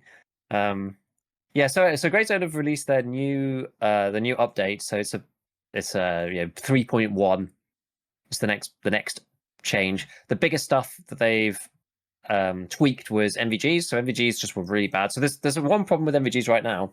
I didn't realize how bad this was until someone actually explicitly showed me. Within Grey Zone Warfare, you can change some of your settings, a bit like Tarkov post effects, but you've got contrast and stuff like that inside the game. Yes. The contrast slider is extremely powerful and extremely sensitive. I was not aware as to how crazy this was. It's really insane. So like if it's the dead of night and you can hardly see anything, if you turn the contrast slider from like 100 down to 50, you could just see as if everything's moonlit. Like it's mental. It's actually insane, Really? and it completely negates the need for any NVGs at all. It's really, really, really odd. And I know people can fiddle around with gamma and this, that, and the other, but Yeah. there are ways of doing it to make it so that that's not really possible. Apparently, Rust does it quite well. I've not played Rust, so you can attest to that. But well, see, in Rust, there is no light source. You know what I mean? Like you have the moon, but like there's basically no gradient. It's like there's black. It's like imagine you have a gradient from like black to white. You know how like you transition and starts turning gray. It's basically like black, black, black, black, black, black, black, black, black. Oh, gray. You know what I mean? So I see. that's kind of how because they there was an issue where people were using like NVIDIA filters and such, and like even if you got rid of that, you still have other means like just adjusting your monitor, etc. Yeah. So they're going to look at it and see what to do. But in the meanwhile, they have actually made the NVGs a bit better. They were really grainy, so they were quite like as a lot of people had said. Quite a lot of the sort of milsimi, like Drewski and a few other people being like, yep, they've done a good job of making them realistic. You can't see anything. Like that's just how NVGs are IRL, right? They look really hard to use. You can't see anything, and they just kind of suck. So they have made them. As I said, it wasn't a bug or per se that it was like this. It was just they implemented them realistically, and they're borderline unusable, especially when you can just spoof the contrast and just avoid using them. Yeah, I never thought about that, but yeah. So they've fixed that apparently. I'm not going to read through everything because a lot of the stuff that they've said on here was a lot of it's just like fixes. So they've changed the operator voice over as well. So I've noticed that quite significantly myself, just going around. Like you won't be notified about every tiny little change on the map anymore. So there's radiuses. I mean, this was the same before, but they've made him slightly quieter as well. So, but there's radiuses now. So only if you're sort of in the area will it tell you about cops being captured and that kind of thing. And then they've also fixed at least started to remediate the VRAM leak problems. Like some people were just getting completely inundated. To be fair, it seemed to be okay for me, but apparently it was longer play sessions. Your RAM were just like up and up and up and up and up. And because there's no natural, it's like kind of the double-edged sword thing, right? It's like in Tarkov, yeah, sometimes you might need to close the game and reopen the game or whatever. But like in Grey Zone, you're never out of raid, so there's no opportunity to ever get to fix that. And if there is a problem, it's not like you're ever unloading the map and reloading the map like in EFT. It's like it's even worse. In theory, at least it could be. So yeah, they've fixed that. There's like loads of other stuff that they've done. There's lots of things that are just like basic UI stuff that you would only know by playing it. Stuff like if there's a PMC conflict zone and you put a waypoint on it, the ordering of the map means the PMC conflict zone, because it was the last thing they did. It's like the newest. It's like the highest layer, so you can't see your waypoint anymore. Just stuff like that. So it's not really worth going through. But yeah, it's just like there's loads of things that they're fixing. There's like bits on guns where you couldn't attach just one item to. It's like a lot of the things that Tarkov's worked through over the years. They're just kind of doing that sort of stuff that they're going to have to. Lots of other ones where it's like you can shoot through this, you shouldn't be able to. You can't shoot through this, but you should be able to. There's lots of that kind of stuff, and places where people get stuck. I got stuck. I think I got stuck on both sessions on Grey Zone, in a place where I couldn't leave. But I mean, that's not saying much because I got stuck in Tarkov literally the week before, both sessions in a row as well. So these games, like these big games, it's just hard to beta test all of that. Yeah, all of that stuff. So there's a lot of things that they're doing. I'm intrigued as to what's going to come next. I know that they've got this like lore update. I do think that after seeing Arc Raiders, I do think that the game could do with an intro cutscene or some kind of setting. They could do, because the Cycle had that as well. Actually, they had like those sort of they were kind of cartoon art style, weren't they? And it gave you sort of an intro to the world. And the Cycle had quite a nice world. I feel like Grey Zone's missing a bit of like soul in that respect at the moment, which is understandable because they haven't done that yet. But so I hope that they do that justice and have a nice cutscene, and they can even do them in game because the game looks nice enough that you actually don't need to have rendered cutscenes or stylized cutscenes or whatever if you don't want to. It doesn't need to be done that way. They could just do it in game. They've made cool trailers and cutscenes before, so yeah, they should do that and just like do that for the lore update, make it better, make the quests a bit, add some more dynamic stuff and whatnot. But yeah, I'm excited to see what's coming. I'm still enjoying myself, and it's nice to have a game that I feel like I'm not sort of.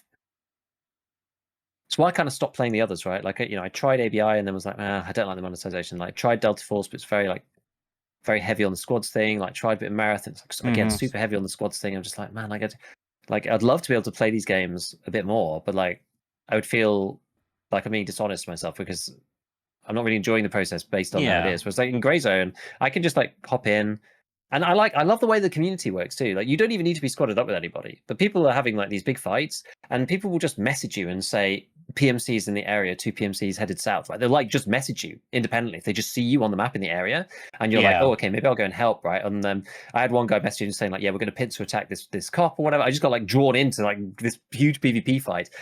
For some reason, again, I'm Mythras, so I'm at the south side. There's the big cop, which is called Spielberg, which I spent most of the creator test fighting around. And then there's a little cop over near the strip club called Warden. And there are some quests that you have to do at the strip club early on. So I get that. But every server I go into, no matter whether it's EU East, because EU East and EU West are on 12-hour offset. So if you don't want to play night, you can just swap servers and swap to the other one. And they did actually, the dev said this is intentional.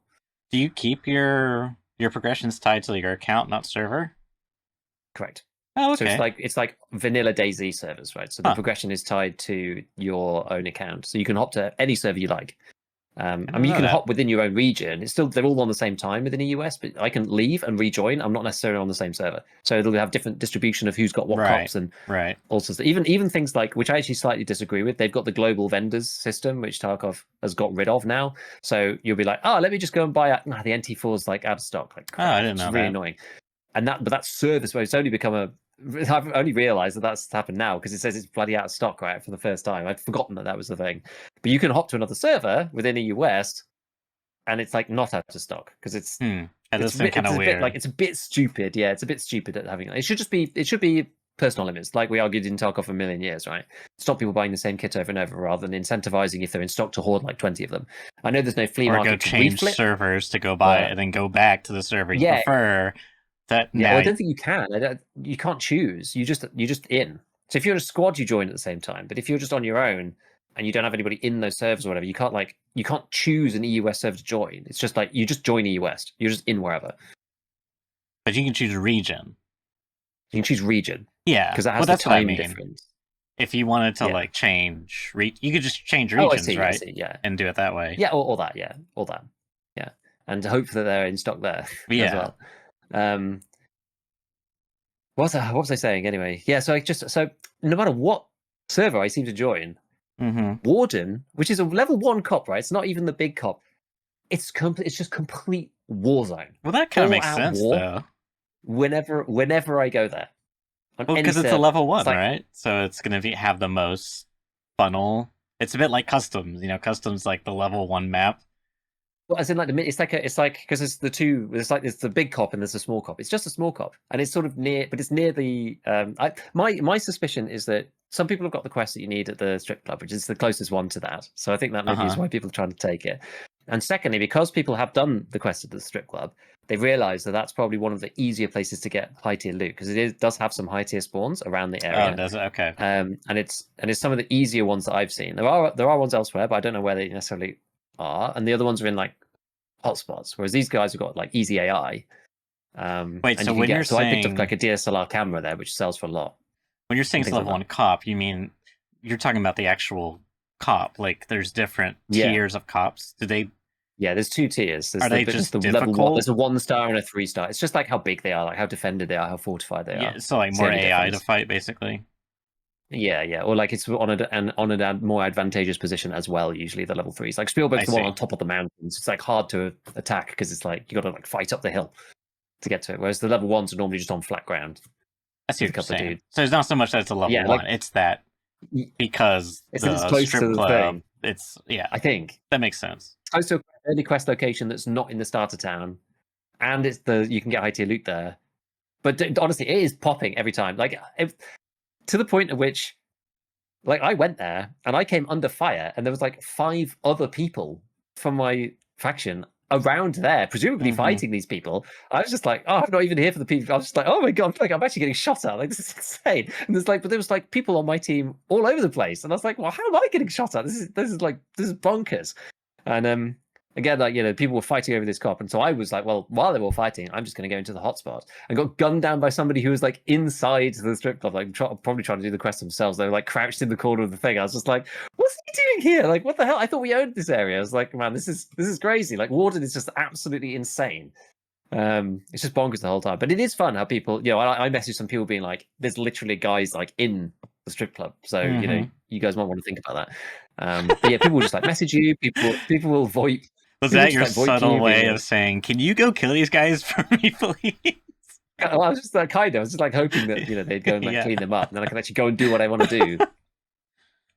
Um, yeah, so no, it's quite cool the way that you can play solo, but you're part of something bigger. Yes. But it's not enforced. You can just go off on your own if you want. Like I spent a lot of the time just by myself.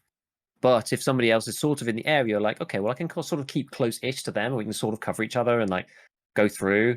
And now the voiceover, somebody, if you're just there solo and you don't notice, and someone turns up, it'll go, warning the friendlies in the area kind of thing. So it'll give you like a heads up over the radio that somebody is nearby at least. You can check them out and be like, oh, okay. It won't tell you again, but it gives you that one heads up of, if you're just like tunnel vision, like going through, clearing out the AI, and someone just suddenly appears, you don't just gun them down out of nowhere. So it's like, I don't know, it's good. I like this sort of emergent like team play that happens. And Yeah. like most of the time when I'm assaulting these places, and this happened in the creator test as well, I'm not even squadded up, so I can't even use the squad VoIP because there's only one button for VoIP, which is kind of interesting.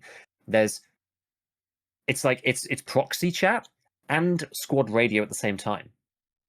So if you're in a squad and you're using VoIP, like obviously people are using Discord, Right. it is an advantage. But if you're just grouping up with randoms, Mm-hmm. if you're in a squad and you VoIP someone in your squad at range, and enemies are near you, they'll hear you, right? Because Well, that kind of makes it's sense. both. You can't, because you're it talking. does. It does kind of make sense. Yeah, exactly. So it makes sense. So it's like quite cool. And because of the amount of like random link ups that are going on, Yeah, that happens most people quite aren't on frequently. Discord actually, because it Yeah. happens frequently, and you can hear the enemies being like, "Hey, I dropped one. Like, where are you? Are you still alive?" That's really This kind of cool. like and you can hear them talking while you guys are like trying to like not give away what you're trying to do, whilst also talking to your teammates. It's I actually really kind like of that. cool. This It's kind of is neat. Yeah, it's like surprising stuff as a verse out of this one that yeah. made me go like, actually, this is like, yeah, this is better than I thought it was. Like, I was quite positive anyway, and Right. but I'm kind of at the sort of like, I only have an hour, so maybe it's not worth a stream, but like maybe I'll play some Grey Zone. Like I'm in that like zone of like, I want to play this game. That's It's cool. interesting. Yeah, I really. I mean, that was the Yeah. thing that like really stuck to me, and I was like very like fixated on was like, man, we have such a cool premise here. It's like, okay, traditionally, like I'll use Rust as an example, or like Daisy. You can play by yourself, or you can play with friends, or you can and you can play by yourself exclusively, or you can just meet up with strangers, or you can play with friends exclusively. But it's like that's kind of it really, and there's like certain vibes, like even when if you're like strictly solo, like everything's an enemy, and like that's one way to approach the game. And then if you're more like a opportunist, it's like, well, people could be an enemy or they could be an ally. I gotta like work with them. And then if you're more like team oriented, it's like these are my guys. We go out, we like decimate anyone. Maybe we work with someone occasionally, but like otherwise, it's like us versus them type of stuff. But then you have like Tarkov, which enters the realm, and that brought in the idea of like, okay, well, what if you have factions? And like that really sparks on my brain, because then the other example I was thinking of is when I played Rust, there was one wipe where I played in a clan, and it was only like a 12-man clan or something. And that was super interesting because you kind of had like the leader, and then you had like everyone had their like own kind of roles, and there was like the PvP chat was like a little group of like four people, right? And then there was like kind of like the base maintenance people that would like, do the labor so that way we could have the fun later, and then that was kind of like intertwined with like the leader, and then you just had like I don't know, just like people who just like playing the game, and like there was one person that I reminded of, like I can't remember, I think their name was like Banana something, but they liked being they would use like the different items in Rust, the different tools the developers made and such, like musical instruments, for example. And Mm, they would like do stuff with that, and they liked interacting with players, I guess, whether in the clan or not. And yeah. anyways, that was like super interesting. And then jumping into Tarkov, it was like, whoa, this is interesting because if you take the same sort of train of thought and apply it to like a really big scale, you got like scavs as like one giant mass. I mean, it's like over 100 or like 1,000, and then you got like PMCs, USECs. That's like another giant mass. But then just because I mean, you see this in like real life with like political parties, for example. It's like you have like a political party, and like here's our core beliefs. But if you go to like any one person within that political party, it's like you're gonna have like some deviation on like smaller Yeah. things, And that part's really interesting to me because as you're, playing this game, Gray Zone, and you're just like a person existing in a faction. But then you have like these allies who you all have a common goal, which is like we hate the red guys or we hate the blue guys or whatever. It's like, Yeah. why do we hate them? Because they're a different color. No, but Yeah. it's like I don't know, just the things that could happen there is like you could meet new people, like new friends basically, and have new teammates. Going back to like that duo/trio environment, but you could just be a singular person, and but it's just I don't know, just like the implications there is like super interesting. Like, could you ever have like interfactional division where it's like, what I mean? It's like you still have a larger common goal of like taking out this other colored faction or whatever, but like you don't like the other half of your own faction, you know what I mean? But like but you still work within the restraints of your faction, like you don't grief each Yeah. other, I guess. But like you're not exactly, it's like you're not enemies, but you're not allies necessarily either, you know what I Yeah, mean? And that's super interesting. we're all Mythras, but those East mappers, like they got Yeah. nothing on us West mappers, right? It's like Exactly. these guys always going to Tiger Bay. We fought Nareth mains instead. It reminds me a little bit of Helldivers almost, right? Everyone's Yeah, got a like common goal. bug But you dive. got like the Malevolent Creek guys, right? Who Yeah. are like back in the day, like just wedded to one location and stuff, and Hmm. like everyone, they're just like, why is everyone else just going around doing random stuff? Like, you need to be doing this specific thing for the cause. Like people who are like super hardcore about completing the mission in particular. Other Yeah. people just like playing the game. Yeah, I know what you mean. It's cool. Yeah, I don't know I how think that could emerge out of that's this, but I'm sure it could. It easily could. yeah, well, I mean it's like that's the exciting part for me is like I want to see more of this in the future and like where it goes because the potential is there, and that's like one of the things I feel is like so underexplored in gaming in general, but like it's and maybe not gaming in general, but at least in the games I played, like largely like shooter ones, is like having I guess you would call it like social elements, and but having like systems intentionally there to like support it as well. I think that's Yeah. super interesting. Like one of my favorite board games to play is social deduction games Hmm. because it's just I don't know, maybe I'm like sinister on the inside, but I kind of like the drama that unfolds, because people get very, it gets tense sometimes, and it's like I don't know, it's just it's fun to me. It's like who's really I don't know. It's like the things. It's just such an interesting thing because it's like that's what makes the survival even more interesting because it's like you know it becomes I'm gonna say the word a gray zone. It's like things aren't so black and white. It's like oh man, I don't want to betray this guy, but like it's like that one time when that one guy was begging for his life on Lighthouse, and you felt so bad. Yeah, It's like cognitively like I should just kill this guy. Like he's a threat, right? But like then again, I feel really bad for him. You know what I mean? It's like, but it's not yeah, like as a so human being. exactly, yeah. But like if you're playing like Counter Strike, like none of that, like all this stuff is like Yeah. kind of out the window. You know what I mean? Hmm. It's like why are you not operating optimally?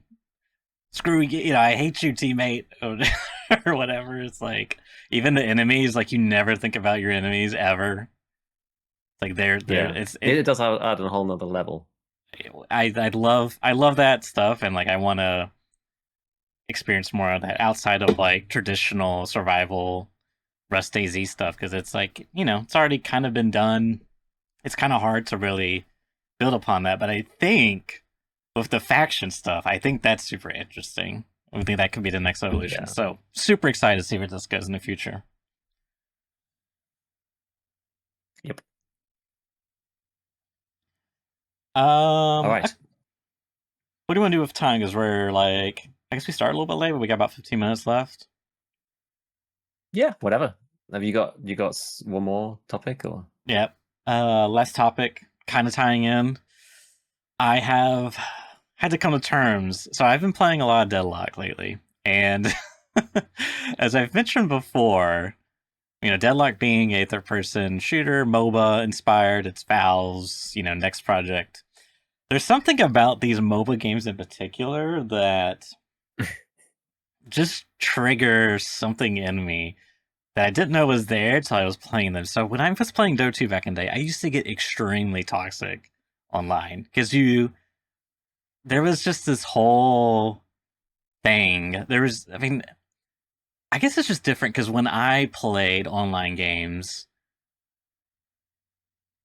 back in the day, it was like free games, like freeware, and where you joined servers and you just played the Mhm. game, and that was that. Yeah.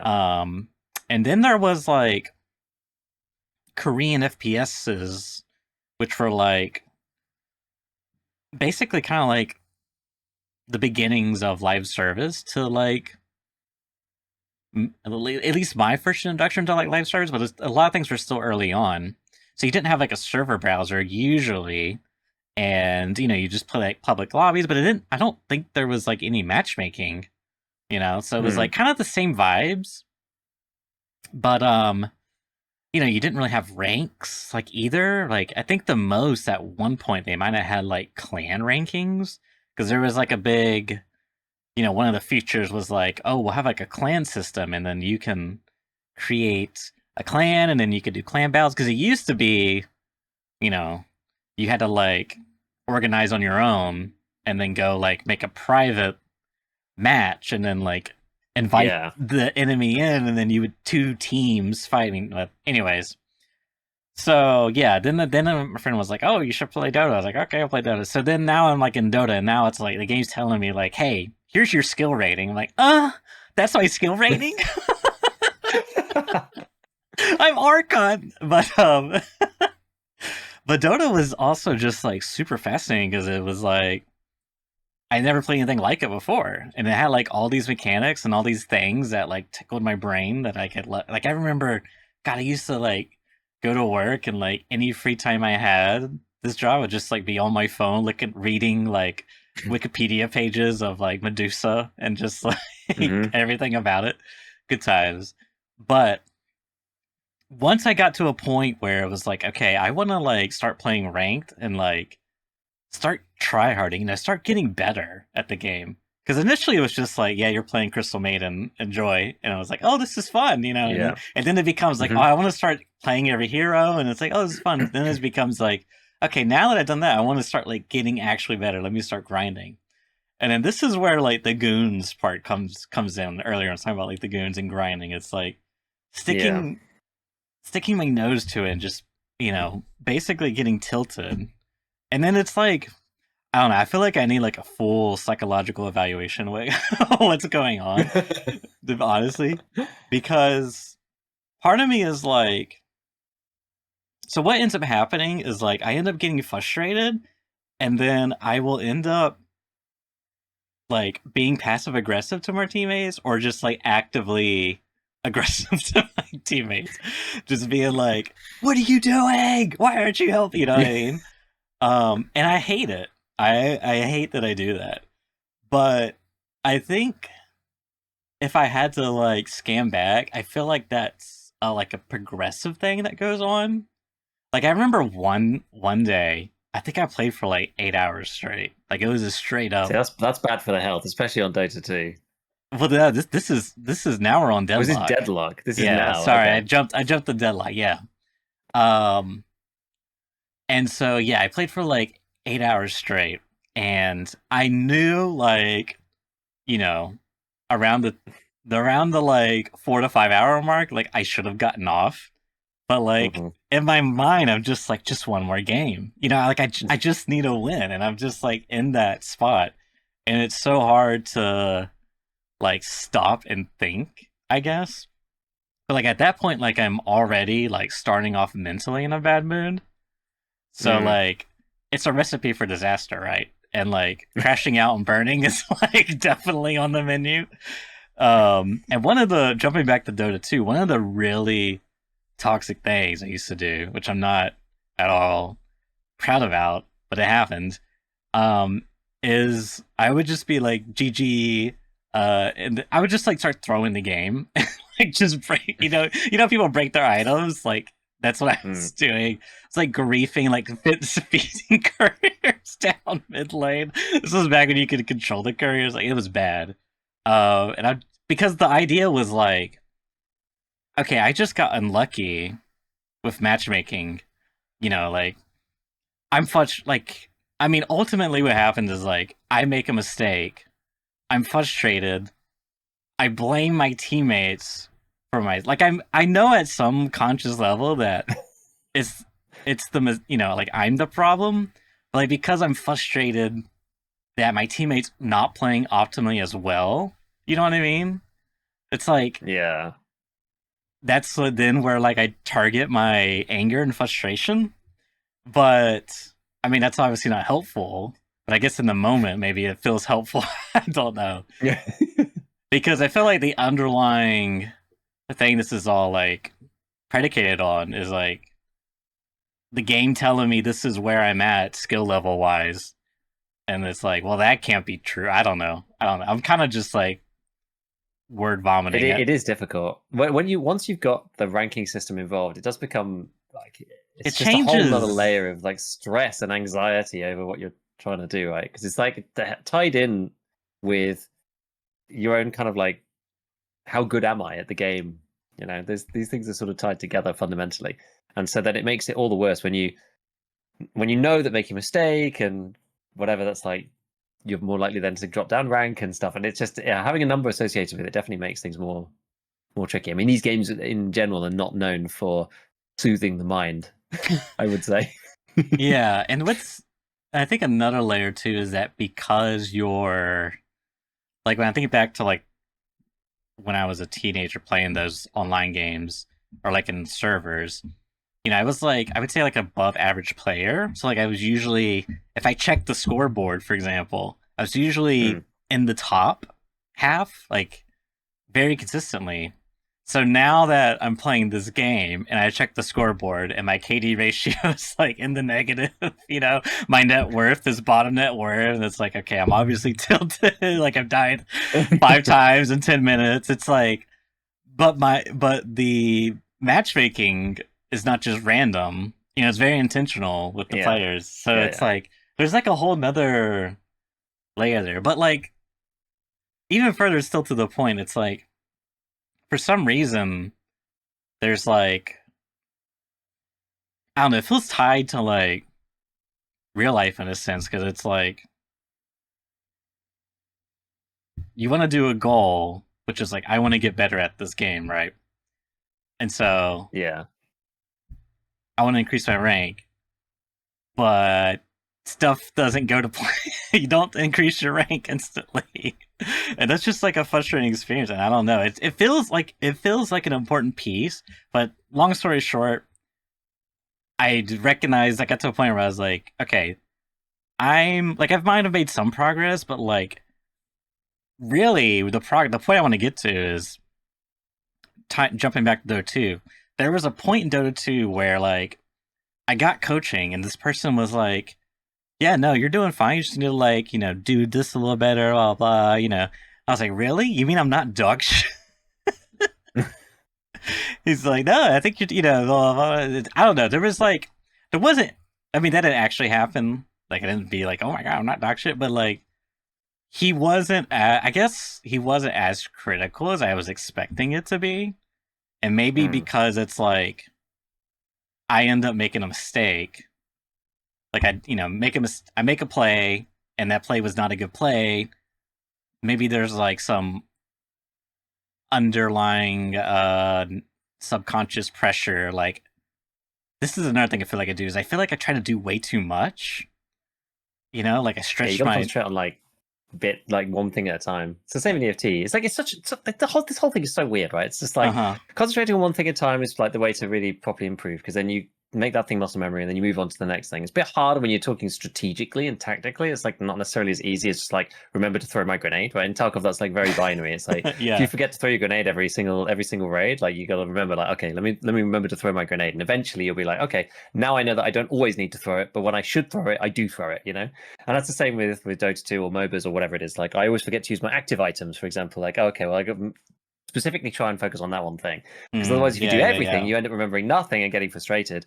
But like it's weird in those games too, because a bit unlike when I used to play competitive RTS, it's not necessarily the same because it's you and like 4 or 5 other people. So you can be really good, and you only have so much influence on the game, right? Unless you really are Yeah. like head and shoulders above everyone else in terms of skill level. If you're only just like a bit better and are still learning, but you've got that Right. positive mindset where you're just learning every game and you're slowly going to accelerate away from the people who are with you because they're just like playing and not really thinking about it.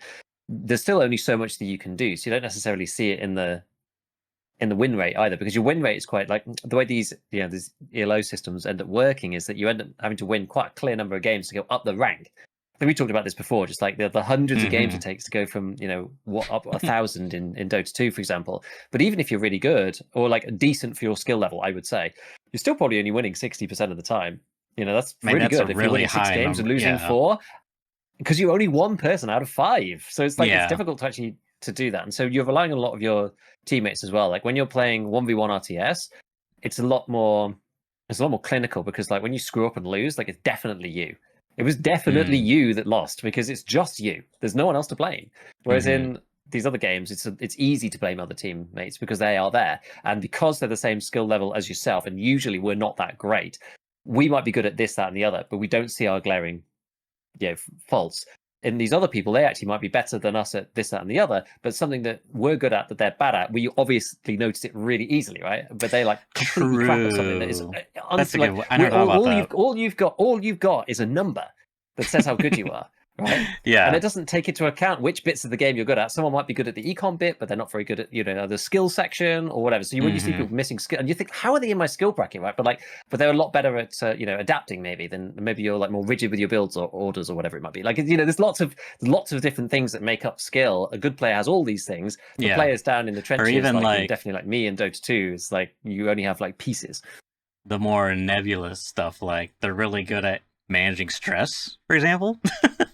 Like Mm, me, if I'm trying to play optimally in every like one of the things you hear talked about is your macro game and your micro game. Macro game being like, the broader strategy of a particular game. Like in Tarkov would be like surviving, basically. mm. Whereas like your micro game might be like, oh, you're circle strafing, or your I don't know, management or magazine management, whatever. And so for me, it's like I'm trying to like do everything in the buckets, Yeah. macro game and then micro game, and there's so much micro game in these types of games, which is like part of the like fun aspect. Um, but yeah, that's a really good point. I never thought about that. Is like, yeah, if I'm doing something, make a mistake, and I look at my teammates like, oh my god, he's not playing optimally in this one tiny micro aspect that I notice. And it's like it's easy for me to redistribute my frustration towards them and then Yeah. lash out at them. It's actually funny. It's what I quite used to like about watching professional StarCraft because the Mm, pros were all different as well, right? They were all super good and they all had the potential to win. Some of the guys though were like super micro players. Like obviously they had good macro as well, but they were like super micro players. yeah. So they just like out micro everybody. But they'd sometimes lose to the guys who are like really good at the econ, just like keeping up the whole base going the whole time. They might not necessarily be the best at Hmm. micro, but they would just like you leave them, give them enough slack, and they'll just steamroll over you with 2 times the number of units. And it was like always very interesting to That's see those cool. kind of things come out, right? And the factions had something to do with that as well. Yeah, the teams, Yeah. Terrans, Protoss, that had something to do with it as well.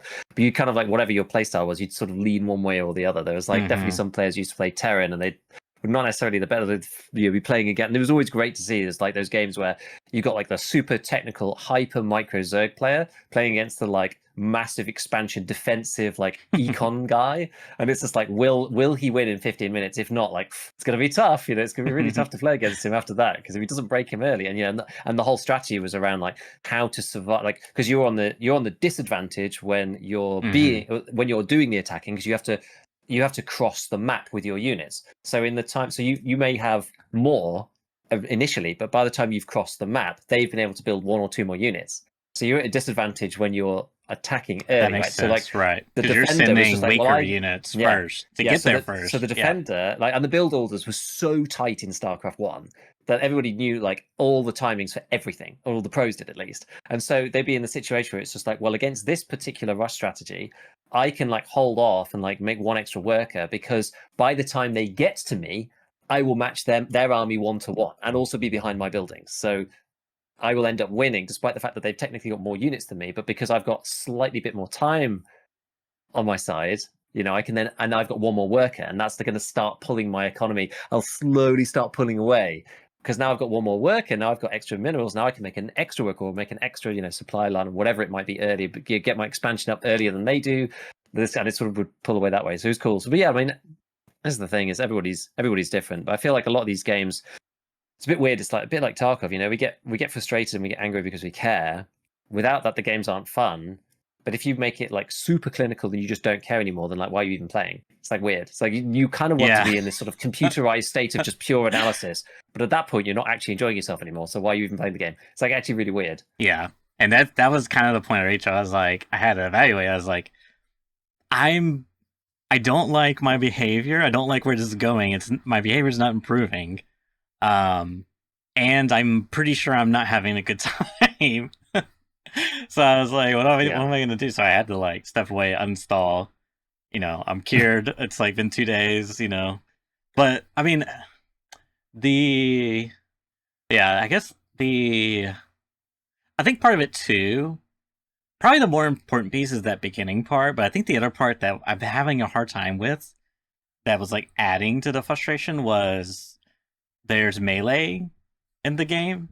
Despite Yeah. it being a third person shooter, you have like a punch mechanic, and then you have like a charge punch, so you have like a light punch, which is just like you press the button, it does the thing. Then you have a charge punch, which you hold the button and it plays like an animation, a little sound effect, and then you like move forward and then punch. And then you have a parry mechanic. There's like a parry button. And if you parry someone, they get stunned basically. And they receive bonus damage. They receive bonus punch damage as well. And they're stunned for like at least 2 charge punches, okay? Um and however, your parry, if you miss the parry, like if they don't get parried, then it goes on cooldown for like 5 seconds. So there's this little like game, like mini game you end up playing where people will like charge up a punch and you hear the sound effects, but then they'll like fake out. So you have to like time it right, and it sometimes it feels a bit 50-50, like a bit dice rolly, and then it further gets amplified because in the game there's items that you purchase, through currency of the game because you're playing like I mean, it's kind of like Counter Strike. You earn currency per round. Similar idea if you're not familiar with MOBAs, but um, and so there's items that like augment your punch, and like one of them is like your charge punch basically becomes a mobility item where you Oh, just like charge it up punch and then he just like skirt, like you just I mean you go really far. And so like one of the things that was happening was when you reach the late point of game, some of these like more punch oriented characters or like get up in your face and punch type of stuff, they would build these items and like they would be, it's like they're doing the charge punch. Okay, I'm just gonna like dodge, like dash, jump backwards, dodge, and get out of the way. And I guess because the netcode or whatever is like, I still get hit, but they're like, they still look kind of we're far miles away. away. Yeah, so I'm just like, that feels really frustrating and bad. And it's like, there is a definite skill issue, but like, when I think about, a lot of my gaming in this type of space, shooters, it's been like punching or like melee combat wasn't a thing. Like it wasn't until I played Halo Mm. that like that was a new idea for me. And even then that was something that I had such a hard time. Like I would end up getting close to someone and then they would just punch me. I was like, or melee me. I was like, oh yeah, that's the thing. I forgot, because I was more used to like you basically had a knife bound to like one A on your button or something, keyboard. yeah. Yeah. And you would pull out your knife, and that was like your last resort. Like you ran out of, your primary weapon, you ran out of your mags, you ran out of your like your class weapon, and then you had your knife, and that was, you know what I mean? It was like a very niche thing. Mm. And so I've always kind of like I had a hard time adapting to like that type of like even in Call of Duty, the like knife animation, you just like that used to frustrate me. So there's definitely like a bit of that that's adding to the frustration, but definitely the bigger underlying problem is I don't know, I'm like stressing myself out too much and it's not fun. And I don't know what I'm gonna do about it, but it feels important to me at some level because like I Yeah, you want just to need to be work able on being a bit. to. Yeah, you want to be able to enjoy it and get better and not stress, right, at the same time. Yeah. I think it's important. Like, it's almost important as like a skill in and of itself. I know, like Hmm. we've definitely gone through phases in Dota where it's kind of the point. Like, okay, think about like your own. Like, I think we've talked about this previously. You know, your team motivation is almost like its own skill, and actually will win games sometimes because talking down a tilting teammate from the precipice actually can turn the game from a losing game to a Yeah. winning game. So it's almost its own skill. Yeah, and And I that's what I feel was like gonna we've got get some at. players who are like that. Yeah. In Dota, when after that coaching session, and then through I don't know I got to a point where I was able to stay positive and like talk my teammates off the ledge. And there was like at least one game where I remember, I mean, there was like a Ursa on my team, and they were just like the most aggro.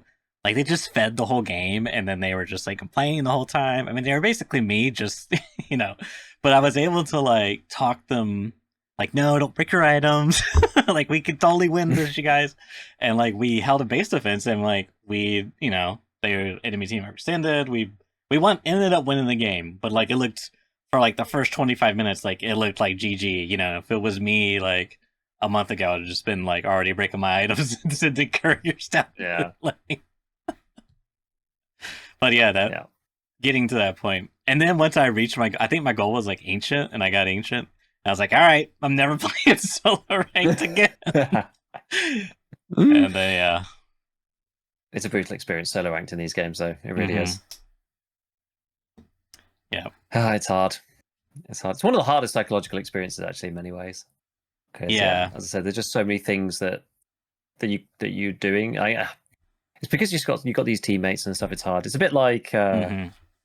it sort of circumvents. This is sort of the last thing I'll say on it. Like, it sort of circumvents the usual process of do a thing. Did it go well? Did it go badly? If it went badly, why? Fix the thing, do it again next time. Okay, you slowly improve, right? The improvement cycle. But because you're with other people doing other stuff, and you can do everything right in some games and still lose, Yeah, it sort of breaks the. It's like actually quite hard. It's one of those types of games, some of the hardest games to get better at because sometimes it's not necessarily obvious either. Like you mm-hmm. get punished sometimes when you do the right thing, so it disincentivizes you, and then sometimes you win in spite of how badly you did. Yeah, yeah. without necessarily knowing. So it's very difficult. It reminds me a little bit of like learning to play poker years and years ago. And that was again this very similar game where like you can do a incredibly crappy play and win. And you can also get like suckered out of something that's like 99% probability of victory and you can lose. And so it's you have to really like step away and like detangle what happened, go back and say, okay, look, in this situation with information given, like, is this actually good? Like those games are like really hard to improve on because the feedback loop is sort of disconnected with the outcome in a sort of weird sense because the outcome's sort of probabilistic. So it becomes weird. It's not just like do the right things and you will win every time, right? It's just like you will win more often than you lose. But because of our like internal biases around remembering the losses when we think we did well and stuff like it, we get inside our own head and end up like not improving. It's like it's hard to improve at these things. Actually, it's quite difficult. So yeah, I don't think it's unusual to struggle with that because I think a lot of people do. Yeah, I think the two things, and this will be the last thing, is I feel like adaptability is really important because like you may believe or know whatever that something is like the objective correct play in the situation, but your team has other ideas. So it's like probably like this is when you get into the probability. It's like I could, you know, force the thing that I think is correct and go against the team at disadvantage. Like it would be more Mm. optimal for us to go take Roche right now. And like I could start it and like hope that my team, does it, but they read a farm jungle, so it's like, okay, fine, we'll do, I'll like adapt, right? Um Yeah. and then the other part of that is like or the other thing I was gonna say is like because you're matching with random people, like it's different than the lobby of 2010 era where you're joining a Mm. server.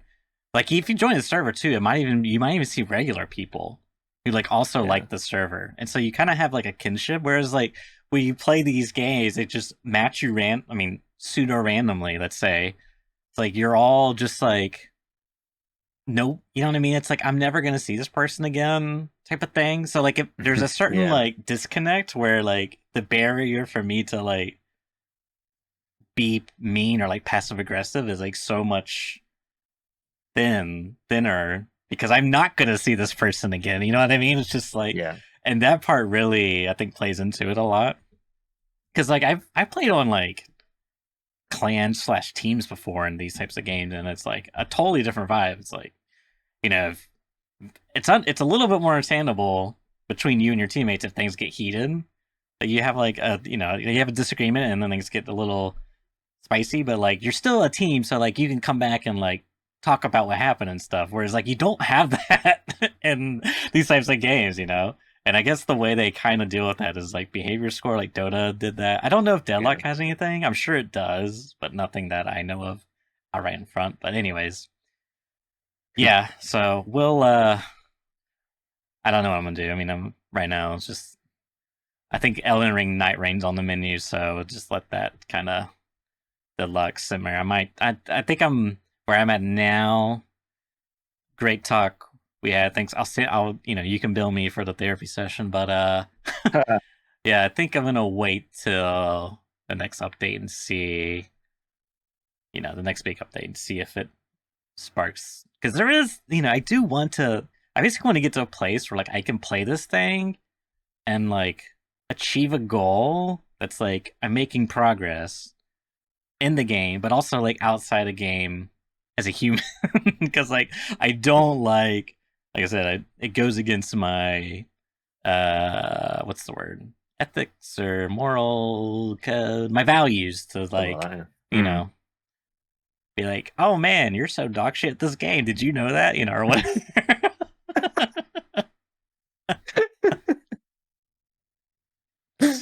uh, Uh, good times. it's quite funny though. Yeah. Yeah. Okay. Well, I think we'll wrap it up there. Unless you got anything else, Gigo. No, that's it. That's it for me. I'm probably going to be, yeah, just hopping back and forth between the two games, I guess, for the time being. Very cool. Yeah, I don't know. Yeah, we'll see. But yeah, we'll catch up next week and see what has gone on. Who knows? Maybe we'll have Nikita's mystery Q2 announcement. You never know. It's June in 2 days. So Mark your Beginning calendars. of the end. Exactly. Well, thanks for tuning in, everyone, and we'll see you all next week. Catch you later.